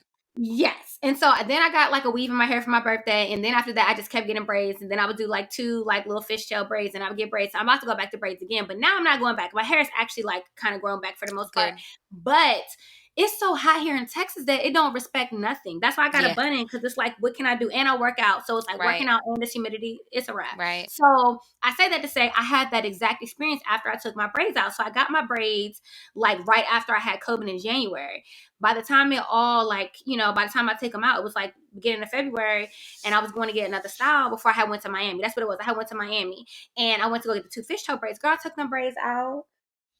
It was so much hair. I was like, I know I'm not tripping. So yes, I completely relate. I'll send you the products I started using if you're But interested. also too, Brittney, I've always had like, you know, acid reflux issues, but I'm telling you, I didn't realize, like, I've been having the worst Yes. fucking heartburn Mm-hmm. post COVID. Like, it has Yes. not went away. Like, I've been taking things, you know, or, you know, and like, it really doesn't work like it typically would Yeah. work. So Mm-hmm. that's Mine wild. eventually just went away, but yeah, it was a struggle. It was like, and it's, you know how heartburn is. It's just annoying. It's just an annoyance. It's like just something you don't want to have to worry I'm about. like, Like I why can't does go to bed propped up like a goddamn mannequin every fucking night. exactly? Because that's how it be. No, that's exactly how I was. That's exactly how I was. And I was talking to Oh one of my gosh. clients, and he was telling me like, yeah, I think we had it, but we never tested positive. And then I was like, yeah, like I had it. I was like, you know, I've been having heartburn. He's like, oh, we had heartburn afterwards too. And I said, okay. So then I looked it up. Yeah, it's one of the lesser known long side effects of long COVID. So yeah. So, but That's before we close this crazy. out, I asked you, was there anything that you wanted to do? And you Oh said yes. you So wanted to ask me some questions. So I told you I'm open to whatever. let So me I'm a little see. nervous. Don't be nervous. It's nothing like that. It's just that I have a friend that has a podcast, so when I listen Mhm. to their podcast, when I know they're going to record, I always shoot him some questions, and they're super random. Like they have nothing to do with anything. They're just super Mhm. random. So, first question: what's your beef with Crocs? I hate them motherfuckers. They are ugly. I hate. They're just ugly. I just Have no. you ever I put will your not. feet in a pair? And I will not. I will not disrespect my feet. No, thank you. I don't care how comfortable they are. I will. You've never thought any of them were cute, like honestly. I think it's like when little kids have them on, they have all the little thingies Like on I them. think they're They're called cute. gibbets or something. I don't I have think any. so, but yeah, like I remember like very specifically a friend of mine in law school. She wore them shits every day, one a year, and I used to just be like, I thought she couldn't dress because she wore them every day. And then we went out, and I was like, bitch, you can dress your ass off, but them Crocs had me thinking. It ain't no way. And this was Yes. before people was wearing them like how Right. they are now. Right. This was in 2012. So Right. I was Yes. like very much like, what is going on? So I just hate them. That's all I can say. I have They're cute. They're my favorite grocery store run shoes. I love. everybody says that. Yes. Everybody says that. Yes. So I like putting them on, and then just like around the house, sometime or like on my patio or whatever, I'll put them on. So, what are you currently watching on YouTube? Are YouTube. you watching anything on YouTube? Yeah, let's see. So I watched this girl, Aaliyah's Face. She's a blogger. I watch her. I'm trying to see what else. Oh, church. That's where I watch all my church Mm-hmm. services at. So I watch Yes, Bedside Black. Baptist. That's what I'm about. Yes, I do Alfred Street. I do the Life Church in Richmond. I do Lighthouse here in Houston. So I Mm-hmm. watch church on there. But that's the main thing. I don't do a whole lot of YouTube. It's mostly like bloggers Yeah. or church So sermons. So speaking of church, I just found a new church on Sunday because I went to my friend's little boy's dedication, and Mhm. I'm gonna go back. Okay, Yeah, it's called good. Now I need Church, and they stream okay, online too. It's really good and it's cool. But good. so me on YouTube, you know, people watch Dr. Pimple Popper. I can't get with that. I could see. I like to watch Extractions. So blackheads are okay, Yeah, but like the yeah. nasty ones, I can't do that. I'm watching like a scary movie, like Between My Fingers, so I just don't watch it. Yeah, Like I can't. yeah. But me, I like watching. If I wasn't in dentistry, I would be in podiatry. Okay, so what are you watching that then? Like ingrown toenail removals, I think callus I'm removals, toenail removals in general, bunion removal. along with the medical field for Yes, sure. it's so therapeutic. Like, and there's this lady. It's called the meticulous manicurist. I think is what her name. Her name's Mm-hmm. like Lori Halloway.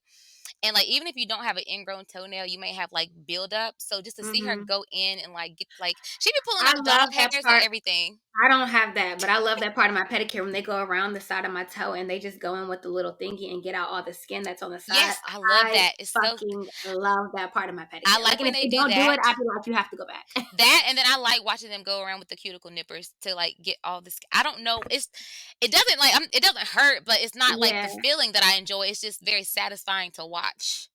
I enjoy that too, but like probably not as much. I really enjoy, like, this is so weird. I really enjoy like hair removal. Like, I Like would getting it done or just like your but waxes. no, I like to do it myself. I would love to be like quit this bullshit and just go and do people's waxes. Like, I fucking love hair removal. I was bitch. It was my time to shine during this pandemic. Oh, y'all not letting me get a Brazilian, bitch. I was at home giving myself a Brazilian. Bitch, I It, tried to do that one time, and bitch, I it, pulled, and nothing came back but my hand. I said, "Man, goddamn." it was one time, like, I did the first time and I was good. The second time, my hand started sweating. So I was like, fuck. And I could Yes, not bring myself to pull it. So I was like, I was calling my boyfriend in there. I was like, I think you're going to have to pull it. He was like, did nobody tell your ass? I started Googling like how to get wax off if you don't want to. Girl, it was a mess. But I really enjoy it. Like, I thoroughly enjoy like getting in the mirror and plucking these little hairs away. Like, yes, yes, oh my God, I just love yes. hair It's removal. It's fun. just the thing. So I get where you're coming from, kind of. I think we have a similar like for Well, okay. I also like watching amputations. Oh no, we don't have the same either. I just like watching Mm-mm. amputations. No, I didn't even know. I haven't found that part of you So too. you seen me post my daddy, and I be talking about his nubs, like Yes, he's all the missing the. time. That man Yes. has that hand is so fucking hard. I swear to God. That honestly, he probably could remove like the calluses off people's feet with that hand. You did it and I sent for you. He did it. Every time I was like, "Daddy, you so fucking ashy." He be like, "Girl, I know." He said, "You know, a hard-working man or something." He says, but it's You like like his left them. hand, like with all the fingers, is fine, but the right Mhm. hand, it's not just It's been ashy; through it's some cracked. things. It's thick. Yeah, yeah. I He got a needs splinter to out on his hand the other day. I had to, he girl. probably didn't even feel it though, did he? He did, but then he gonna call me the other day and said, "You left a piece." I said, "Well, shit, I couldn't fucking see." That skin on his hand is so. I don't know what. I'm gonna get him some. What is that stuff in the green? Working hands. Working Oh, hands. yeah, working hands is one. That's one that really works. I had to use that during COVID because I was washing my hands so much and Yeah. my hands were like gross, Right. like just like kind of flaky on Right. this part. Yeah. So that works. But there is like one that's green, I think, and you like scoop it out. Yeah. And So it's I'm gonna like, get him that one because I got him some Gold Bond. That didn't work. So okay. I said, let's try something else. He got to do something. But Yeah, look up working hands. I think they have like a super strength one or whatever. yeah. So I'll look into that. So that's what I'm watching. Oh, and I like watching splinter removals too. Like you get a splinter or a I was nail gonna in your say feet. I That's cool. actually do like the whole splinter thing. Like Yeah. remove. It's similar to hair removal, Yeah, I guess. that's cool. I think you and Ivy have talked about these before because y'all had me weak on y'all's other podcast, but Lord. 'cause I want to describe mine too. So describe a hilarious drunk moment or a drunk story. I'm sure you have Oh, plenty, but I had to think because I have one in particular that I forgot about. But I don't. Here, I'll let you go first while I figure out mine because I feel like I have so I many. have a lot too. But this one, Okay. I forgot about it. So I was at a house party. It wasn't really a party, but a few people, and I got super drunk. And two of my guy friends drove me home. They called my mom. They're like, "We're bringing her home because she's drunk." So they drove me home.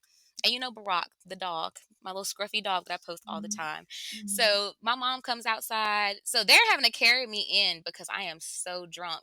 But I'm trying to sick Barack on them at the same time. So they're carrying me in. I'm like, "Get him, Barack. Sick him." So and like he's literally trying to bite these dudes and barking and stuff, and they trying to carry me in. They done drop my ass on the ground because I'm telling him to get. It was just that dumb ass drunk I let me really see don't this. know. And then I would say one other one that I can think of amongst the many is probably me being so drunk at a club one time somewhere in Greensboro. I wake up the next day. I got text messages from 336 numbers. I have no idea. I got pictures with my arms around dudes. Like, don't know who none of them are. Don't remember anything. I And have a similar, it's probably just, similar. it's, That happens a lot for but it's me, like I gave actually. my number out to like at least like 7 people. Mm-hmm, Yeah. mm-hmm. I've definitely been there. Like, who the fuck? Like, not interested anymore. I would say Yes. one I can think of off the top of my head, and I don't know if I've talked about it on this podcast. Did it happen? No, it happened before the podcast. So probably right before the podcast. I probably talked about it on here at some point. But my friend and I, we went out to this football game. Mm-hmm. And we would always like tailgate in the parking lot, just her and I. We would have a good fucking time, just a blast. So it's like a 1:00 game. So we're out drinking at like 8. We're like grilling, drinking, having a good fucking time. People coming up, we taking shots with them. They're taking shots with us. This is a 2-part story. I have to tell the first part. So we're fucked up. We're getting ready to go into the game. And before we go in the game, these guys walk over and they're like, hey, y'all come over and hang with us. And they had like this nice ass like Sprinter decked out. Like you could tell they had like decked it out for tailgating. And then they had all this shit. They had set it up really nice. They weren't even planning on going into the game. So we're over there talking or whatever. They're like, oh, y'all are a good time. Like, would y'all like to go to Miami with us next weekend? So we was like, all right. Yeah. Like, bitch, they order us tickets to fucking Miami on the spot right there. Right there. We was lying. We wasn't going to no Miami with them. So then I was like, well, maybe we should go. And she was like, well, you know, let's get them to get us our own hotel.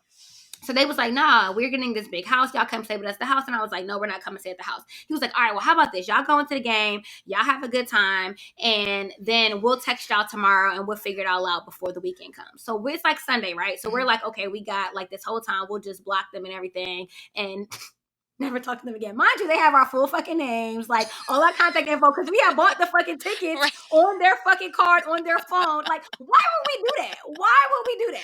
So we go into this fucking game. And so if you haven't been to the Redskins Stadium, like on the club level, we always get pretty good tickets because we do this like once a year. So we typically always try to at least get access to the club level.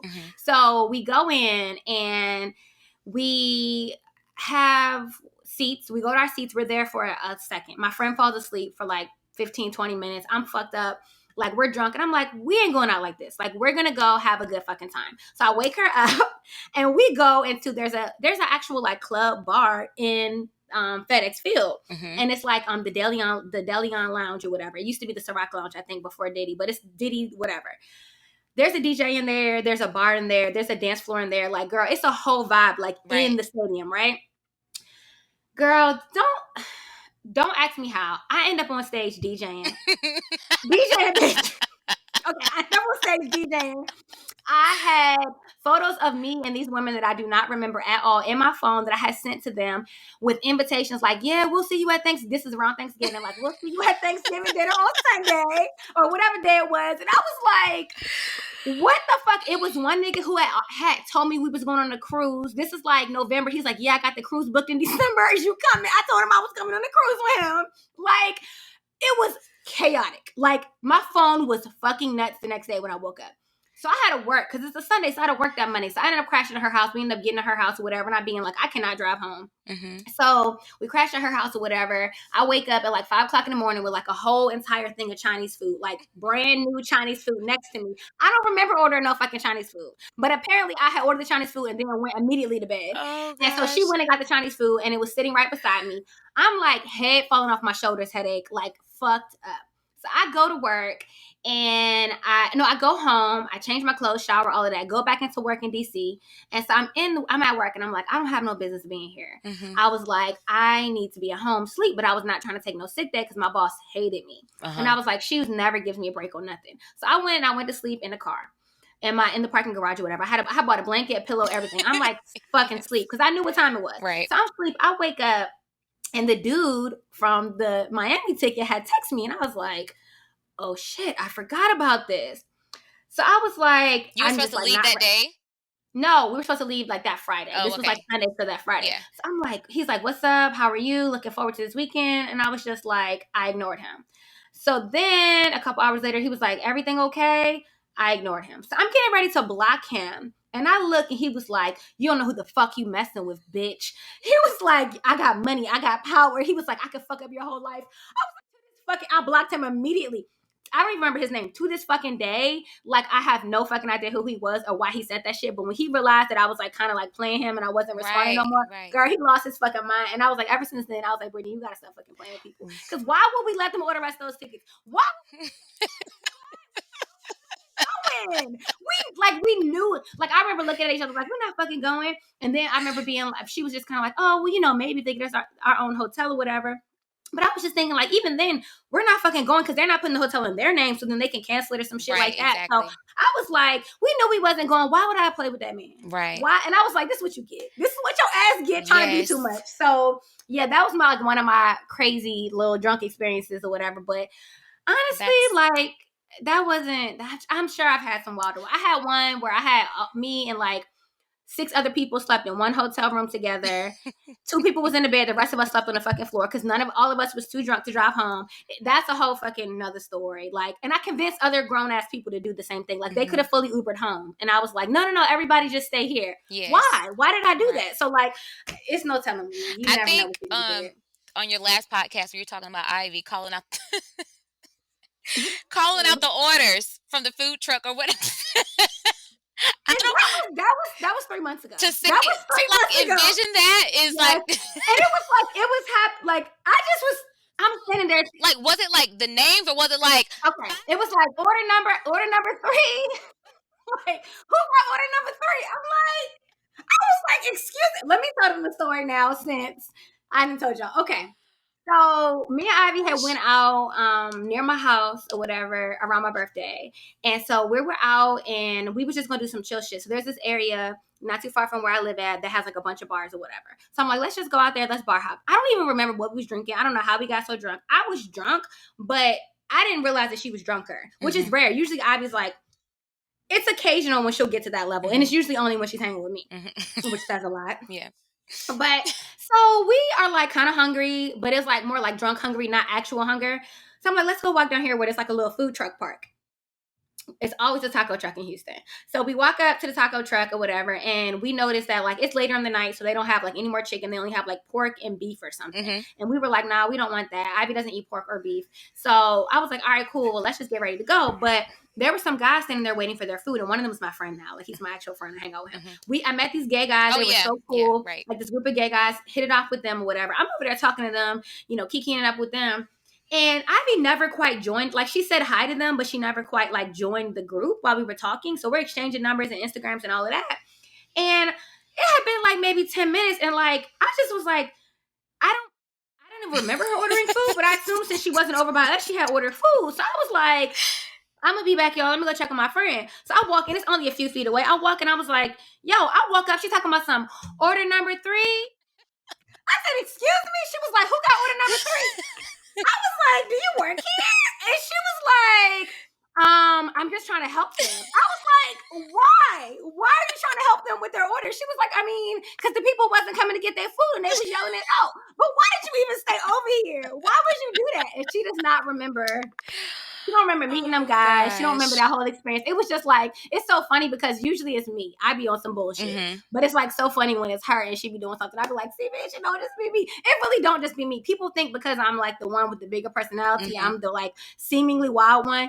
Nah, I be with the shits too. So it's like, it don't just be me. But that was pretty funny. That was literally my birthday back in March. So that was a good Ivy one. Ivy got a few, but I won't tell her business on here. Right. I know she don't care about that one. Right. I think I just have like one more. Let me see. Okay.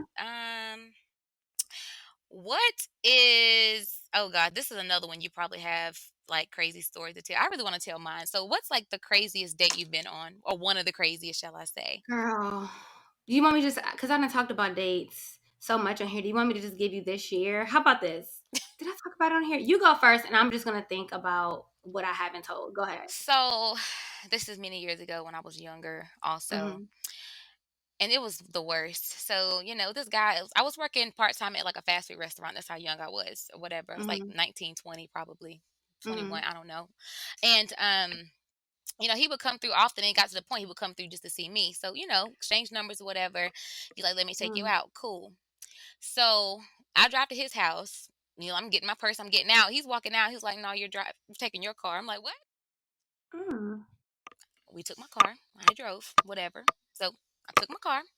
But I already got like a little stank attitude because I'm like, okay, already, like, whatever. So we went out to eat. Everything was cool, whatever. Then this nigga got drunk, okay? Because we had been drinking like Hennessy all day. Oh wow. like all Okay. day, like it was a really cheesy day. Out to eat, went putt, and then we went bowling. So, but we're drinking the whole time, right? That's cute though. Okay. So, this nigga turned into a fake ass Jamaican. Wait. What? He Like he turned into a fake, because the more drunk he got, the more that fake shit come out, and it was just on repeat. He just kept saying, "You blood clot beautiful gal, big up." Big ups yourself, girl. Big ups yourself. You're beautiful, girl. Big up. what? Yeah, bitch. Even hit me with the boop, boop, boop. I What? said, No way. No. So he's like not part Jamaican, not like. he's from New York, Oh but no. I don't really know. I don't know if he was or if he was. I really don't know. Like, I'm granted, like we embarrassed. had fun, but it's like that was just kind of like just. But yeah, so the more drunk he got, the more, and he just kept saying, "Your blood clot beautiful. Big ups yourself." Da, da, da, da. I am so secondhand embarrassed right now. Like, why? Why? Not you went from a regular, normal voice to having a whole Jamaican persona. Like, can't be. So, did y'all go on dates after that? Ma'am, do you think? Okay, I don't know, because at 19, 20 years old, we was doing. We was doing a lot of crazy stuff. Yeah, that's true. But no, ma'am, never a text message, nothing ever. Pull up to the drive-through. Yeah. Hey, good morning. You need ketchup? Hey, Okay, have a yeah, good day. pretending like you didn't even like we never went out before. No, Did he girl. ever ask you like what are, what's Yeah, up? of course he did. And Yeah. and typically, honestly, and I've gotten a lot better. Like, I've been like a people pleaser, like Mhm. always not trying to hurt feelings and just doing things that not really always that I didn't want to do, but trying to smooth it over, just being nice. But I didn't care. Mhm. Like, I was not going on another date. I was not entertaining that at all. Mhm. That was probably like the worst one I've ever been on, because I just couldn't believe he turned into a whole fake Jamaican. Yeah, that's not a. I would have probably left. I probably would have been like, I don't feel good. I think I told a story recently this year about the really bad date I went on this year. I'm trying to think if I have any more. I think I told y'all by the time I walked out of brunch. I could tell y'all about a good date that I had this year. Yeah, tell us about a good date then. Okay. So I went to it was kind of fly. I'm not even gonna lie. It was kind of fly. I gotta give him credit. So he just casually invites me to like a basketball game. It was like, you can pull up if you want. Right. And I'm like, he's like, I got another ticket. I bought 2 tickets. He was like, but I'm not really trying to go with nobody but you. But I was just being me. So I was just like, I don't know. I'm gonna let you know. I don't really know. So that's the day I got that fucking haircut. It was that day that I got the fucking haircut. So I had already committed, but I had an attitude. I did not want to go because my hair was not because my hair was short, but because I was mad that she had fucking cut my hair like that. Mm-hmm. But I pull up and like he transferred, so I'm like, I'm coming or whatever. So I told him before the hair appointment I'm gonna come. So he was like, cool. So I get dressed, like do my makeup and everything. First off, I was pissed about that. I did my makeup, and then they gonna be washing my hair and the shit just dripping. Bitch, you're fucking me up right now. I have a date after this. So that was annoying. But anyway, so he transferred me the ticket. I don't pay no attention to the ticket.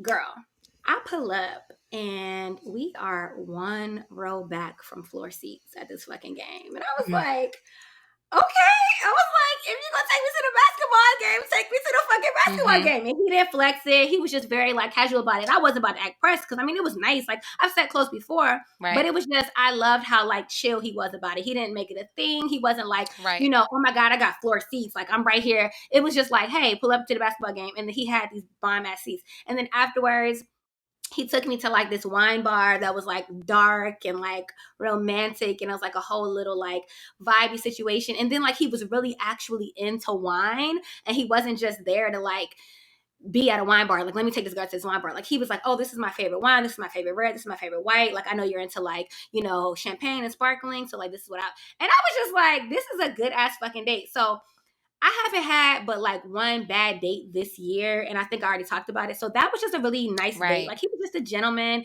and I just love that. Like most guys these days, that they're so flashy, they would be like, "Oh, I got these seats. They got the best seats. You got to pull up." And he was just so casual about it, and he bought the second ticket without even knowing I was coming for sure. Right. Because he kept asking me like, "Do you want to go? Do you want to go?" Mm-hmm.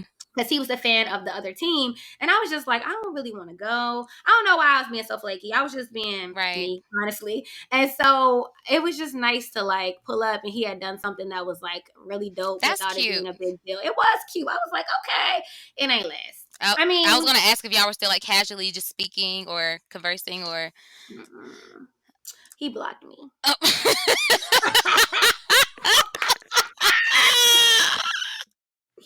But yeah, he Oh blocked me. gosh. But I mean, he ain't blocked me.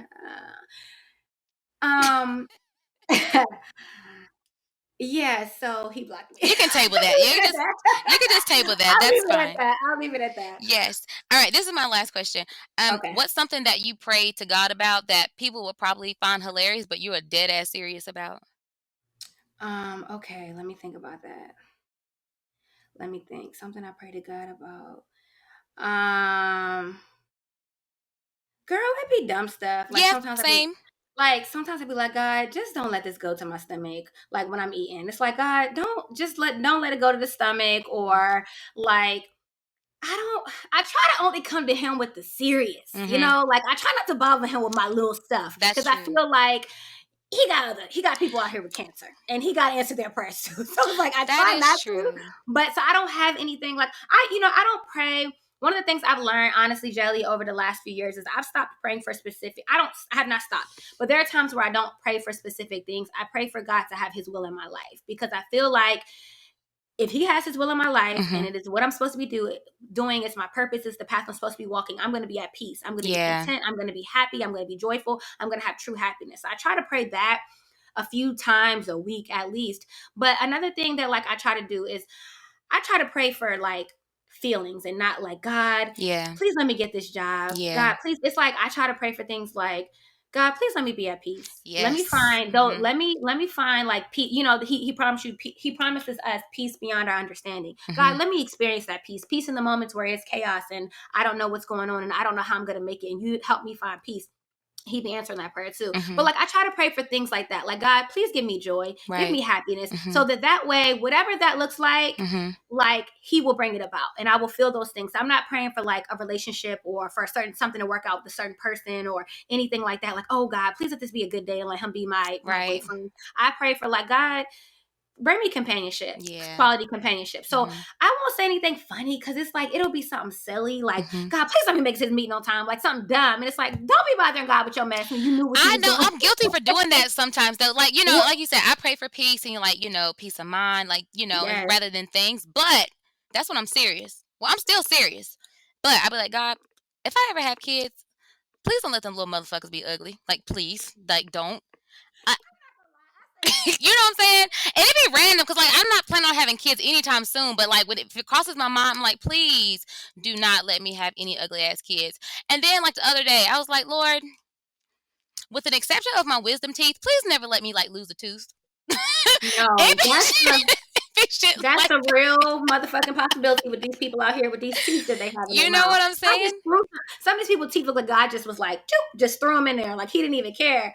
I think that's honestly, if I think back on it, I do that. I do it a lot just in my everyday conversation. I don't even realize it. Yeah, I do that a lot. I do. because I really be talking to God like He a person, like He my homeboy. I said the other day. Oh, me too. That's another Yeah, thing I learned about like talking to God. I thought there was a proper way to come to God, right? it's not. And it's not that there's not. You should always come to Him with thankfulness, right? You should always Mhm. lead with that. That's how I feel, anyways. Mhm. But I was like, you don't gotta talk to Him all proper. He know it be in your head, Mhm. like no. So I will say that that's something that I had kind of started to try to like do, is to talk to Him in my own language, right? Right. Because He with you all the time anyway. Yes. So you know what I did pray about, and that I prayed about this.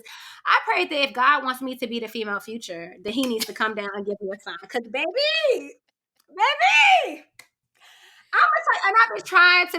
I'm trying to literally live the Sierra life. Like I'm Future literally, or Lori? Because I mean, I know, I don't know. Future has just such a better record. He's been doing it for so long. Like, God, do you want me in it quick? Do you want me to be doing this for years? Or that's do you true. want me to get I feel in like real? Lori, she just did a lot of it, but fast. Yes. And then she was with Michael B. Jordan for like a year and a half. So she took a Yes. break. Yes. My last relationship was my break. Yeah. And if God wants me to go out here and I literally prayed that to Him. I was like, God, if you want me to be like using these men and just they're disposable to me, let me know, because it's everything that's happening in my life Yeah. is giving. That's what He wants. Right. So I prayed to Him for that. So people Yes. probably will find that funny. Right. But a lot of my friends are promoting that behavior from me, and I'm trying to not do that. But they want me to. But yes, I have prayers like those. But honestly, and serious, I pray for my parents like a lot. Like I pray for everybody, like my friends, like Hmm. keep them sane, things like that. But I don't know. It's like Doretha and Calvin. Like I just love them. Like I they are love truly like that. my everything. So I just be praying, like just like life's gonna do what life is gonna do. But I'll be like, just keep them here as long as they can, like as long as you can, and keep them healthy. Protect Hmm. them, guide them, things like that. So like I feel like they're always at the very top of like any prayer, like always. No, I agree. I lead with like my mom and my grandma. My grandma for sure, because my grandma will be 93 on That Thursday. is a blessing. And I Yes. know. And I'm like, God, I want her here selfishly. But if there ever comes a time where she's in pain or her quality of life Hmm. is so poor, please don't just make her be here because Right. of my selfish Yeah. needs and my selfish wants. My grandma's so extra though, y'all. Let me tell you what my grandma do. Every time I talk to her, she'll be like, oh Lord, if I can just make it till my birthday. So that's the first thing, right? Then I seen her the other day. I mean, when I seen her the last time I was home, it was, Lord, if I can just make it to 4th of July.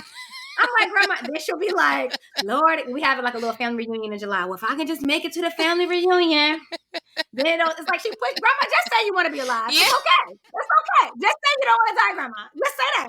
I don't want you to die either. It's like, Lord, let me make it to Thanksgiving. Oh All right, now I got goodness. to get to Christmas. Let me make it to see the New Year. Grandma, cut it out. Cut it. If I can just make it to your birthday, I'd be like, you don't want to die, and that's okay. Like, Yes. that's okay. But I will say that my grandma has helped me, like, really come to peace with, like, being with the fact that like life really has its ebbs and flows, and my grandma really doesn't have anybody left in her family. Like Hmm. she saw children die, my grandfather passed away. That's the ultimate love story in my mind, them Yeah. two. All her parents, all her siblings, everything. And it's like it made me I'm like, I can't imagine losing one person close to me, let alone multiple people Yeah. close to me over and over again. So um I say that to say that it's just like it's made me realize that there is life beyond the bad shit, right? Right. It's, things Yes. do go on. She's lost multiple grandchildren. She's lost the great grandchildren. So Hmm. it's like there's life beyond that. And it makes me remember like to keep going and stay focused, and like Yeah. I can, even though in the moment it seems like unbearable, Hmm. I will be okay. So that's just something that I always think of when I think Right. about living a long life or whatever. Yeah. But sometimes, girl, I be feeling like shit ain't going, you ain't never gonna get past stuff. So I be I having to pray to understand. God for that I'm too. telling Like you. pull me through, push me through, whatever. But what I will say to like kind of wrap things up is that um God has always came through. It's never been a time where he hasn't. So it's like I be having to Every remind myself, single yeah, it's time. like, girl, God don't play about you. So like even when it feels like you can't figure it out, the impossible Hmm. is just not possible. He pulls up every time on my behalf. And I do not feel worthy 99% of the time. But I am so grateful. I'm so thankful that Hmm. I would like to say, I don't know if God got favorites, but if he do, I like to think I'm on the list. Yeah. So yeah, I have enjoyed talking to you. Any final No, I words? mean, like, I just appreciate you for having me. This was Absolutely. fun. Couldn't really turn up like I wanted to because, can't put all my business and things and my Absolutely. full like personality out there. But this was but wait till, like once you get your Patreon, because like I feel like that's gonna come one day. Okay. You Yes, know, it's like, I mean, I have made it. I just Uh, haven't put it out. of course you have. I'm like, Of course you have. of course I have a You know what Patreon. I Y'all just mean? don't know about it. But no, I Yes. do have a But no, Patreon. honestly, like no, it was fun. It was fun. It was very therapeutic too. You know what I mean? Okay, So good. I Well, don't how about know. this? You're welcome back anytime, but definitely when I get this Patreon popping off, we're gonna have you back, and we'll do something a little more. We'll turn up a little bit more. Yes. So I'd be having to be careful not to drink too much on here too, girl, because I will be up here telling all my business. I'd be having to edit out so much stuff. I'd be like, girl, that's not their business. yes. Like, Oh, but one last thing I do want to say okay. is that, like, of course, like me and Ivy are from the same area, but like I really don't know Ivy. Like we didn't like hang out or anything like that. But I have really always adored y'all's relationship. Oh, Like thank honestly, I you. really have always adored y'all's like relationship. Like I don't feel like you don't like have to question it. And granted, that's just me living through like social media and things like that. But and I feel like Ivy's a really true like genuine person too. Like we chit chat via like messaging and things like that too. Mhm. So yeah, I just adore both of you guys. Thank you. Yes, I Yes. will say that when I think about things that I'm blessed with, I'm definitely blessed with a very loyal person on my Yeah. side. I don't Mhm. ever have to question that. Like, Mhm. if I say Mhm. fuck them, it's fuck them. Mhm. It's like it's the same. Same goes for her. So like, yeah, I'm thankful for our friendship. It's Yeah. definitely was very random to meet her how I did, but it has Yeah. been 16, 17 Mhm. years, a long ass time. So yes, thank you Yes. so much. We That's so cute. appreciate Of you. course. I'm so happy to have you up here. So I will end it with asking you guys the same things I always ask: like, follow, subscribe. Y'all have really been showing out on YouTube. I love that. So I promise that I'm gonna keep the content coming. Jelly, thank you so much for being here, for recording with Yay. me. And Thank you. do you want to give out your Oh, socials? of I don't know if you course. need to. Oh my Okay. gosh. Why do we never know our socials like right off?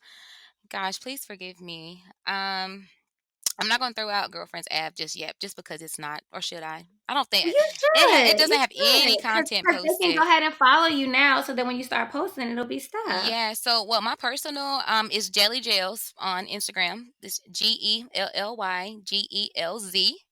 That's my Mm-hmm. Instagram, and then my business Instagram is girlfriends.av, AVE. Okay, girlfriends. Yay! So Thank you so much for coming. thank I wish you so you. much success. I cannot wait to support, and I really appreciate you coming on. Yes, And ma'am. until next time, y'all. Bye. Thank you. Bye. It's the Be Unfiltered Podcast.